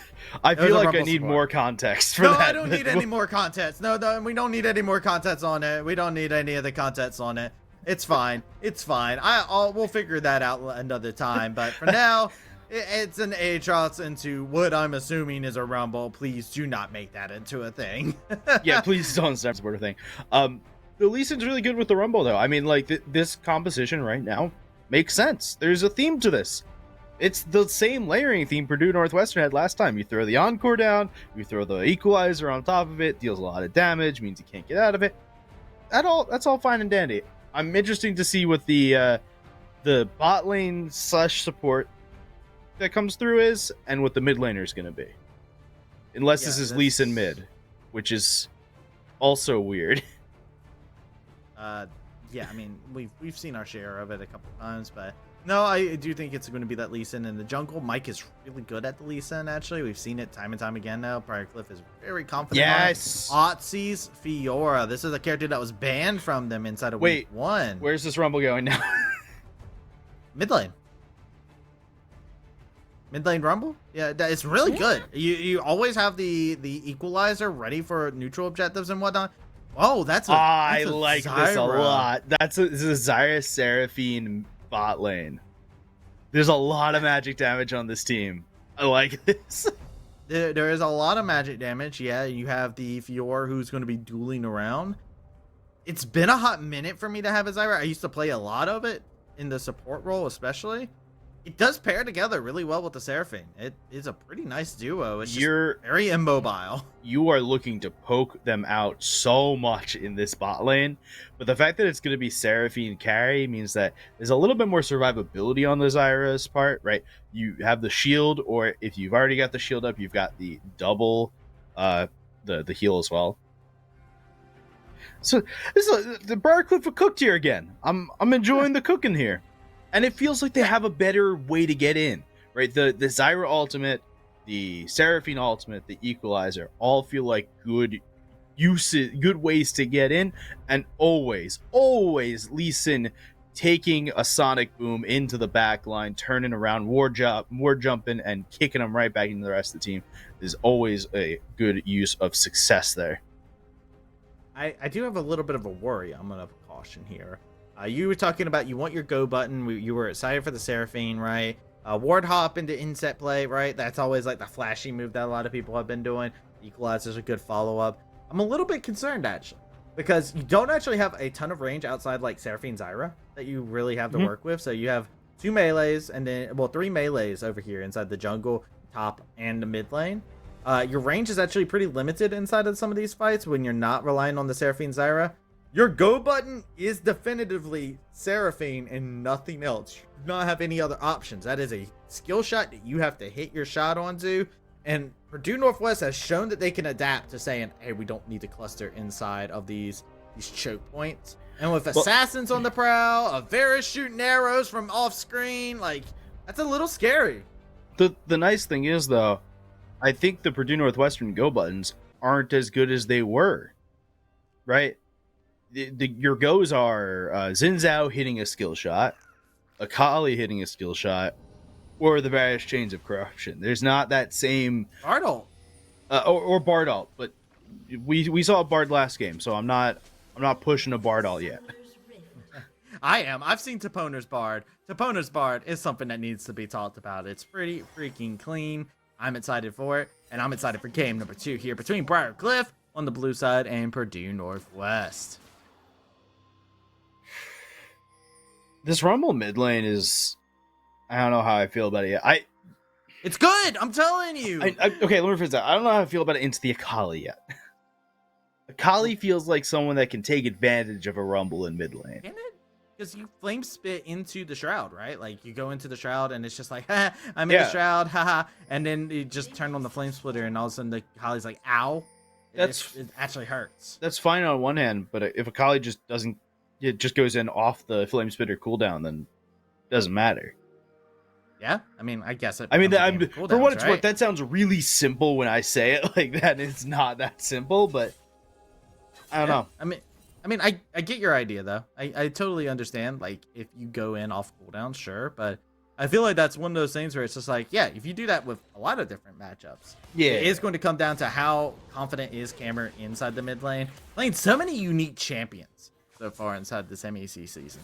Yeah, I mean, this is definitely unique. I don't know if we're seeing any other mid laners really play the Rumble in mid lane. There's a lot of poke out though. Yeah, Raymond this could be a kill on Raymond here. Yeah, no, this is absolutely so close, but the health pot ticking keeps him alive. Good flash on Raymond. That was my worry about the Zyra. It's why you don't see it get played as much. You're pretty immobile, so if somebody's able to get up close and personal to you, you don't have a lot to keep them at bay.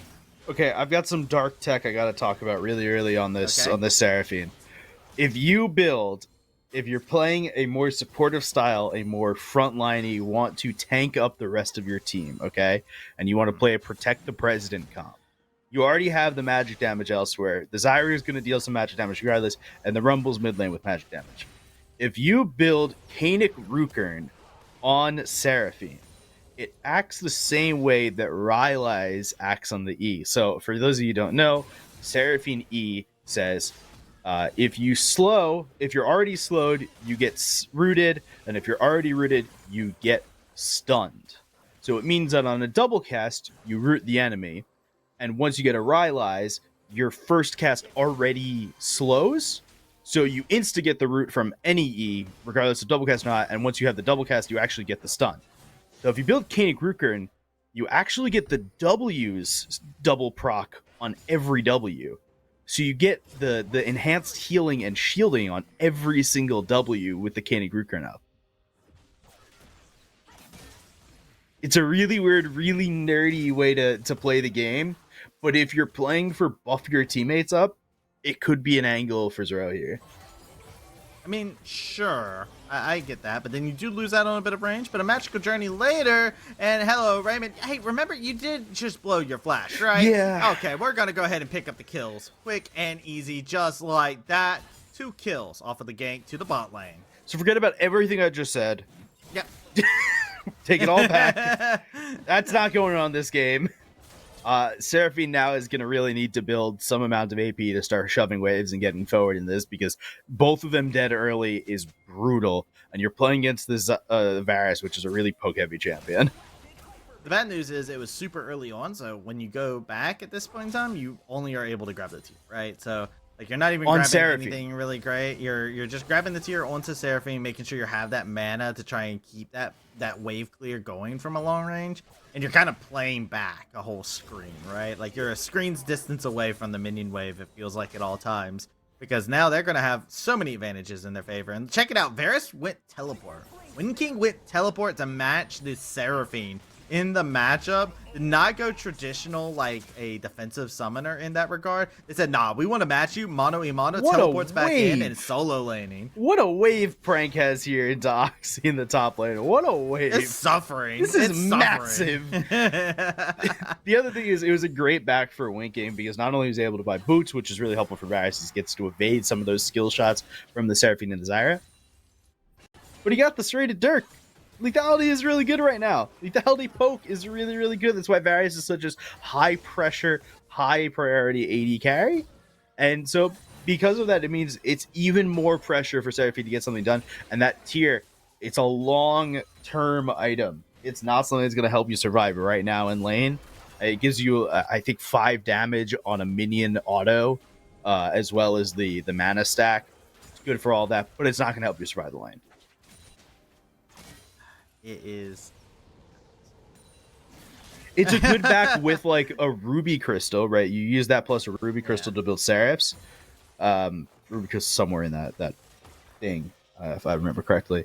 In the equation. Yeah, somewhere in the equation. That's a lot better. Or with boots, right, to help you evade some of the skill shots. But just the tier is a little bit of a brutal back. Yeah. It's a little bit brutal, but I am some of that is brutal that I'm looking forward to is just the fact that Let's actually had a Kali banned from them actually in previous games inside of last week, so I'm actually very excited to see what this Kali can do inside the match. Look at the poke! It's so much damage, right? The oh problem. My Oh my god, that was lord! almost a kill. That was almost a kill. Hit the whole entire life flash before his eyes at that moment in time. And now Otzi's in a dangerous position. Prank has the Conqueror going. But, I mean, look, Raymond tries to leave lane for a moment. Immediately, their AD carry gets blown up. A beautiful tether by Taponer. I was telling you, put some respect on Taponer's name. The teleport has to come out from the Seraphine. They're going in. They do not care about any repercussions to be had. Wind King gets the kill off the back end, and the jungler goes down. Yeah, Zyra even gets that root at the end of the fight to try and prevent Taponer and Doubtful from getting out, but they can't use it. Right? They don't have the damage to be able to use it. Get Rumble. Like Rumble's trying to come around. around. Rumble's trying to run away. Rumble was like, I will defend you. And then all of a sudden, everybody started turning. He's like, I am not defending anymore. I will be running away in the opposite direction. Mike, that is not a shot you want to call, buddy. Equalizer gets laid out. It will be able to put a little bit of a slow, but with some flawless execution, Kletzo's going to be able to get out and get the kill for themselves. And now Cameron is in for a place with no sanctuary to be found. It is another kill for Purdue Northwest. And they just keep scooping them up. They're snowballing early. They are pushing the pace really quick, really early. That was a big, my mind's telling me no, but my body moment. My body's buff. Yep. Lisa, you don't take that. Everybody was just there. Leeson and Akali both have those. Well, I hit the E/Q depending on the champion. Now I have to take it. Frank's kind of stuck up here. Ooh, hold on. Pretty good. Prank has gone ahead and used the World Ender. It's going to lay in a good amount of hurt. He's going to try and look for a possible trade. Good use of the third Rock, actually. And they are out scot-free. There's no further follow-up that they can do to chase down Prank. Gets out so easily. And now, look at what happens. Congratulations. Here's your prize, Mike. You got Doubtful in your jungle, and you're on the tip of the spear. Doubtful says to the arena. Everyone trying to collapse, but here comes Kletzo. Doubtful goes back in to lay in the damage. A shuriken toss. Kletzo wants to make sure vengeance is made. And got Kletzo within the shroud. Is going to try and run away from Otzi. The vital points cannot be proc from this distance. Now Taponer has joined into the fray. A magical journey to be able to cut off escape. No hope lays beyond here. A flash forward, and the safeguard isn't enough to shield the damage that this bar can do. And that is Taponer's bar. Just a clean tether to get out of harm's way. That was on the edge right there to be able to make sure that that kill went down. Taponer beat, and then needing to flash to confirm it. But you know what? Doesn't matter. Klexo is so far ahead in this mid lane now. 2-0-2. The bot lane's ahead. The bar has got six takedowns already in this game. The top tower is basically gone by Prank Ready. That's 4 plates taken in under 10 minutes. Where it will be in a moment. Prank and Taponer just diving Mike right under the tower. Yeah, the Dragon Rage kick gets him to some safety, but Taponer has not had enough just yet. He's going to take a magical journey It's a-okay. He's fine. He gets off to the other side. He wanted to get that one more kill. This is what I like about Bard. This is why I play Bard. You just gotta run around and you have your own little side quest to see who you'll be able to take out. Mike almost in a dangerous spot. Toponer hasn't had enough of him just yet. And you see Otzi is just coming to the defense like, all right, you guys are getting grubs. Get out of here, Toponer. We do not need you to constantly keep poking your head in here like this. You can see now then bot lane that even though Varus was left alone for a while, it hasn't prevented anything. If anything, Varus is just getting further and further pushed ahead by this, right? The Varus into the Seraphine, the Varus still gets that poke right onto Seraphine, and the lethality poke is brutal. I'd like to see a Serpent's Fang come through. I don't think we're gonna see it. I think we're gonna see, I think it's Hubris first. It'll probably be the Ghost. Right, it just pairs together really well with what Varus wants to do. Just go for the Ghost Blade, go ahead and just run over at people. It gives you that move speed. It's pretty nice. Also winking just so far away. There it is. Ghost Blade completed. Look at me. I'm a genius. I know. I have no problem with that. I just, in my head, the Ghost Blade formula is not what it used to be. Oh yeah, you're like sitting here calculating everything, and it still takes a little bit of time to get used to the new pictures in the bottom of the screen for sure. Yeah, the Retrix in my head is only a hubris item. It's not, but in my head it's only hubris, and it's not even a hubris item. So I don't know where I'm going with this in my head. Oh, good. Yeah, Ghostblade huge. Yeah, big, huge. Also, this comes back to the point I was talking about beforehand. This is what I was so worried about when I saw Seraphine Zyra of all things. Bard can just leave lane, does not care about anything. Varus at this point in time can just farm with Q if they really needed to. It's so easy. The other thing is that the Zyra... Equalizer he's taking it. This is a tricky moment. Goes into the equalizer, but it's a 1-for-1 trade. You take those every day of the week. The opponent now caught out of position. They took the magical journey, and that magical journey got him a little bit too feisty. Oh, that the arrow corruption? goes out, almost gets the kill onto the Seraphine, but a beautiful flash to make sure they stay out of harm's way. That chain of corruption would have absolutely been their death. And did you want an encore? Let me hear you if you want more. Wind King jumping back over the wall, going after Raymond, and finds it. Wind King laying claim, saying, hey, yo, you guys keep talking about other AD carries. You need to start having my name in your mouth a little bit more. What an insane group of fights we had there. The nice little insect move from Mike to take the Akali down, but Akali taking Mike down right after. Oh, Dragon Rage kick. He separates him, but it doesn't separate him from the smite. And Mike will go down, and you can check it out. Winking even using the teleport offensively to just be on the other side of that pit. It's so good seeing Winking actually just being so aggressive inside of this game. Everybody from Purdue, they're firing on all cylinders right from the get-go. I mean, look at that. We've had 14 kills in 13 minutes, and 11 of those are Purdue's. It's a fun game to be a part of, right? So the Zyra has had a really rough time in the lane, and Ooh. It's Mike getting dropped down to half HP. Okay, you're good. I'm good. It looked like it was getting bad. I'm gonna hold on for a second. They might be dancing for a little bit. It's fine. It's fine. Surely they won't fight right here. No. God, Okay. Actually, no. They're fighting. Doubtful's going in. Hammer has to get out, and this fight is scrambled from all sides. But yet again, Toponer makes a case on why their Bard is so clean and why it should be feared. As another tether right on the edge, and then the finish off as Kletso flawlessly executes Raymond. Yeah. So the Zyra was picked second to last. It was picked in the last pick phase before the Bard was picked. And I don't know if it was on purpose or not, but the Bard ended up being a really good counter pick to Zyra because Bard just leaves lane and the Varus is okay sitting there on his own. And the Bard's going to go affect the rest of your lanes, and it forces Zyra to kind of go, oh, I have to run around. I got to go make sure I'm covering my lanes so that way the Bard isn't screwing up the rest of my lanes. And Zyra really does not like not being in lane. Zyra really wants to be with their setup in the middle of the lane.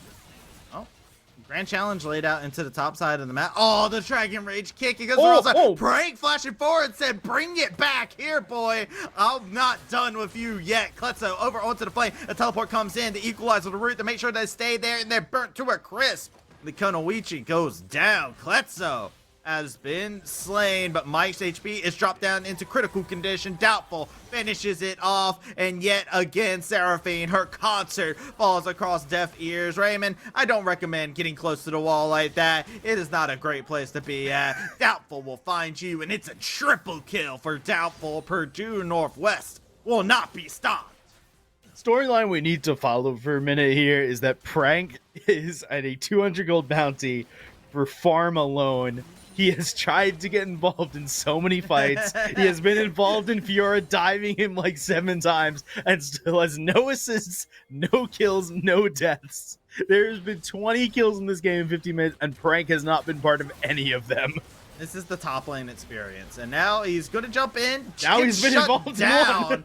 Unfortunately, shut down from just farm is always something where you scratch your head, but hey. Trades a kill, another kill into the pocket of Winking. Winking's like, wow, great. Thank you, top laner. I'm glad that you're here with us. It's just, one of those weird things that been 20 kills in the game, and top lane's been part of none of them. Truly an island.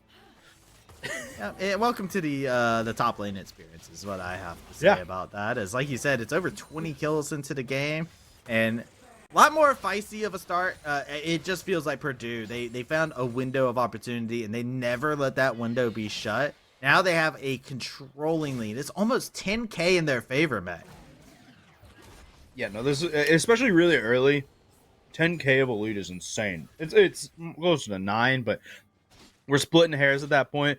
That's 2,000-ish gold per player. That's almost a full item with supports. That's a lot of money. Look at this. Doubtful getting saved by Toponer, and then Goes Doubtful right back says, in. I'm going to go ahead, go in. Winking just coming up here. Kill secured. I want to see that damage done after this game, Winking. There's been a lot of those, okay? Show me the chart. Winking, lowest damage of the game, most kills.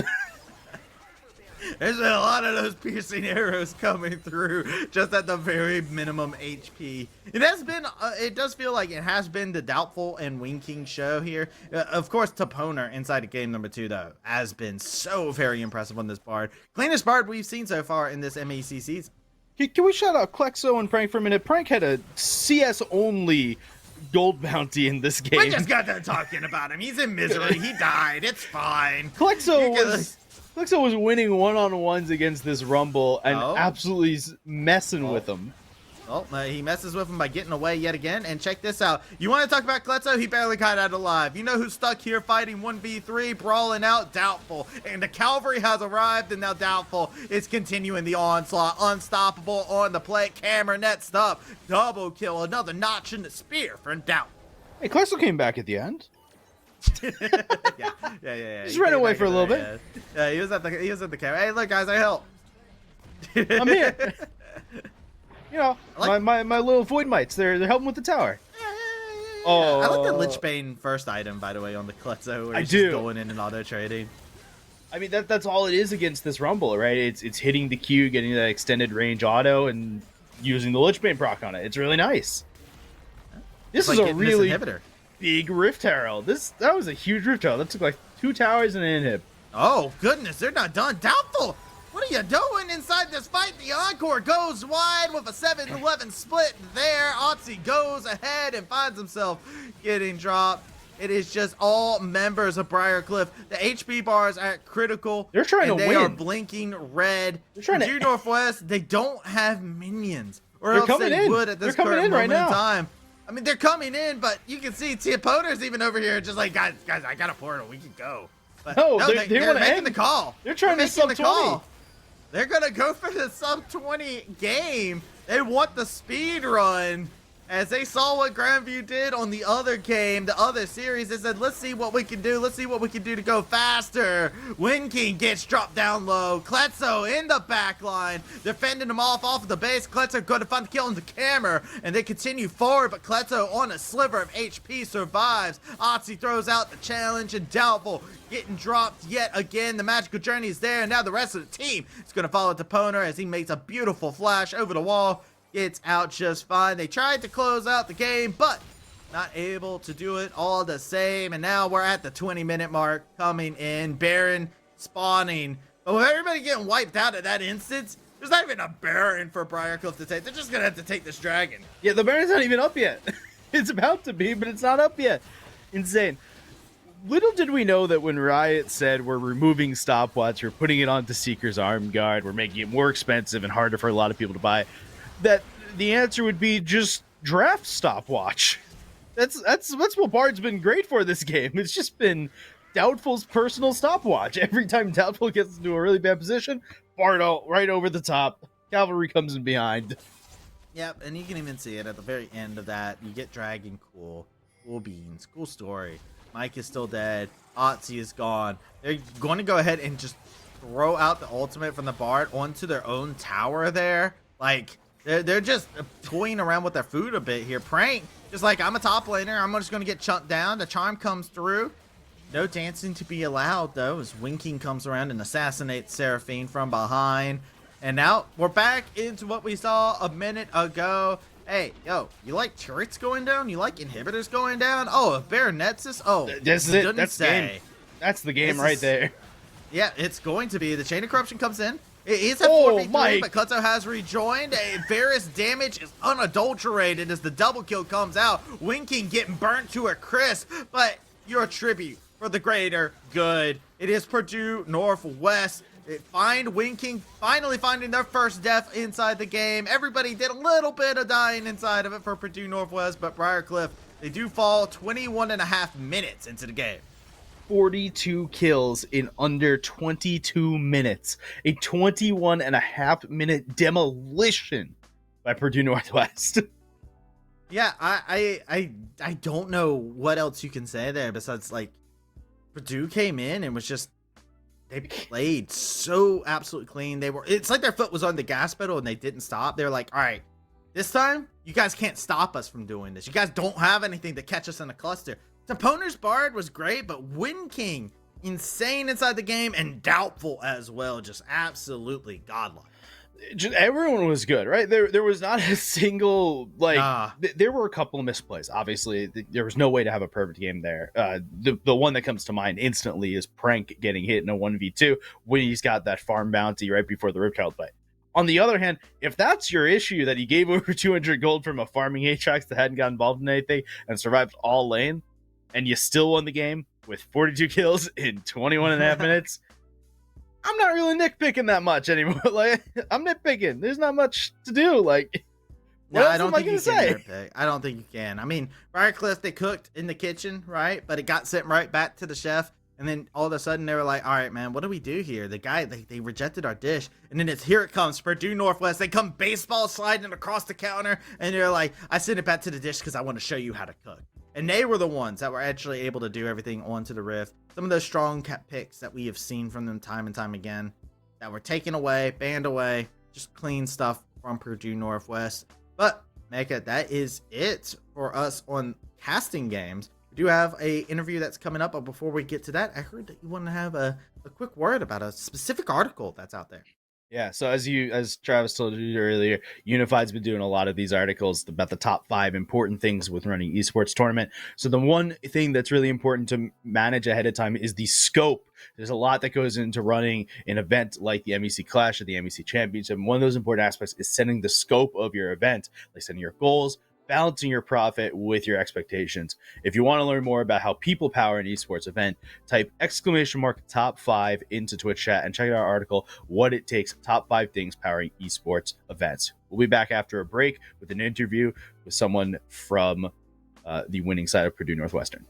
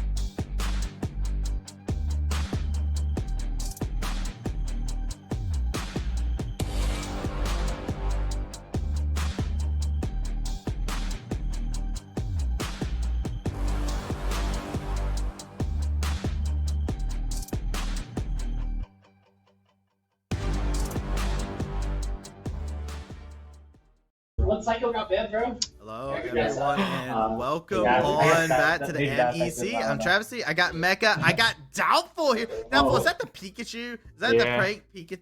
What? Is Prank just giving this to you guys before every interview? Just like, you gotta hold this. Exactly what he said. That is. He told me to hold it. You saw that instantly the second we hadn't seen Doubtful before this that we transitioned in. Instantly, my face lit up with joy of seeing the Pikachu ears. Excellent. All right. So Doubtful, let's go ahead and get in the nitty gritty here. I've been calling you guys the best mid duo so far. I have seen enough already. I've seen 2 games. That's all I need to see. But you guys have been absolutely clean between you and Klutzo. How has that bond been for you two going into it? Because yet again, you guys had a clean performance between the two of you. Do you guys like hang out outside of the game, or is it just the league brotherhood right there? Yeah, I mean, we're childhood friends, so we started league together and stuck with each other for like forever. Since I was born, basically, honestly. Bro, that's impressive. Being childhood friends with your mid laner, dude, that has to be an experience. Yeah. Duo for life. Game 1, Nocturne, right? You were basically ulting off of cooldown, right? How much were you watching at where you were going to go alt and how you were going to alt in versus just spamming the R key the second that the cooldown was over? Honestly, my first ulti, couldn't really look anywhere because their ball was kind of just getting pushed in, and so top was the only option, honestly, because he was pushing in really far. So it's kind of free. And then after that, once I just group up with my team, I can press ulti whenever, and it just felt really easy. I follow. Well, Doubtful. Game number 2, I don't feel like I need to touch on it. You guys had over 40 kills. Game number 1, though, in comparison, you guys had a much slower start to that. Was that anything where you guys were kind of adjusting to what kind of wild comp you guys were going against? Because not everybody has gone against Brand Mid, at least not for a long time. I would say it's just our champions. Well, especially jungle. I think Nocturne, you kind of just have to play for 6, and then you can start making plays. But since we split map, it kind of got hard for me to farm because I had to walk into their jungle. But kind of just adjusted, and I mean, my team played well, so it was easy. That second game was a work of art, right? Let's start there. It felt like you had a pocket stopwatch in your pocket, like right behind you with Bard Ultimate. It felt like he was bailing you out at every possibility that you needed to be bailed out. You went a little too far. Bard Ultimate right on top. How is it working there with the power to make sure that you weren't going in and dying for Bane? Well, the last fight, actually told him like why he ult me because I was fine.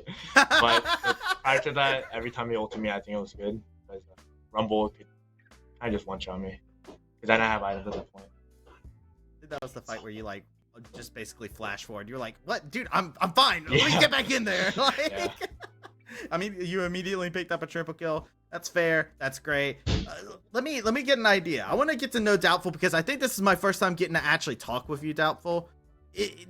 Let me know what is it like for you outside of League? What is it to be Doubtful, the right now the person who's been just absolutely destroying people inside of the jungle? What do you do outside of League when you're not tormenting other teams in the MEC? Working out, as you can see, you know. Oh yeah. A little bit big. Okay, let's go. Yeah, and then I would say, obviously, recently I've been playing like ranked, and you know, it's been going pretty well. You know, as you can see by my rank.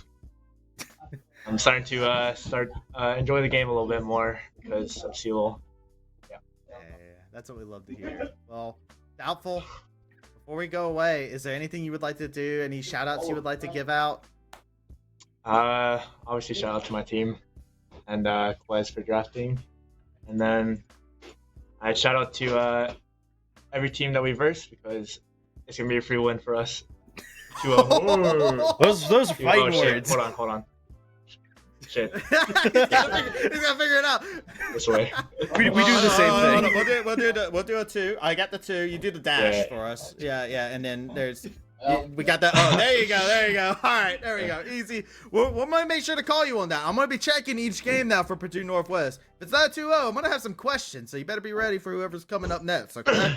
This has been clipped. It's ready to be played in every possibility. Well, Doubtful, it has been a pleasure getting to speak with you today. Thank you for coming in for the interview. Congratulations yet again on the win. We'll be looking forward to seeing you in the next time we get to see Purdue Northwest. Go for those 2-0s yet again. Thank you. Take care. And that's it for today here. And I'm so very happy.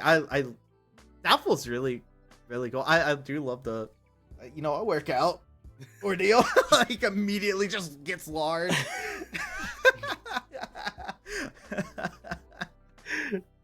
Absolute top tier. We've had great interviews this weekend. We've been really lucky on our interviews this weekend. It's been a great time.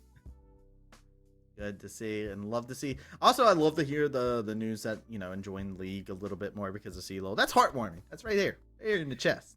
Yeah, I mean, sometimes the solo queue grind, man, it's brutal sometimes. So, yeah, so I'm happy that there's some more enjoyment, and to hear that him and his mid laner have been like mid lane jungle together for their entire lives. It's one of those bonds that's really hard to break, right? And you see that play out right in their game. So see both of them have more fun together. Always a good time there. Not even broken by not giving over second blue buff. You love to see it here. That being said, that's it for us on the night. A day of 2-0s. Two of the top teams get to continue keeping their spot inside of the top, and their claim to the top is still alive and well. So good stuff to be able to see. Another round of congratulations to GVU and Purdue Northwest to be able to pick up those dubs. But with that being said, we're done here for today. Another day of MEC action happens in the same place tomorrow. So make sure you do not miss out on that. I believe for tomorrow's matchup, we're going to have Ohio Northern University taking on Cleveland State. You're not going to want to miss that. That is Ohio Northern's last game of the day, of course. It's their first doubleheader so far in the MEC. And Cleveland State going to be looking to contend against them and break some of that streak that they got going on for themselves. So we're going to go ahead, throw it on over. We'll see you tomorrow for some more League of Legends action.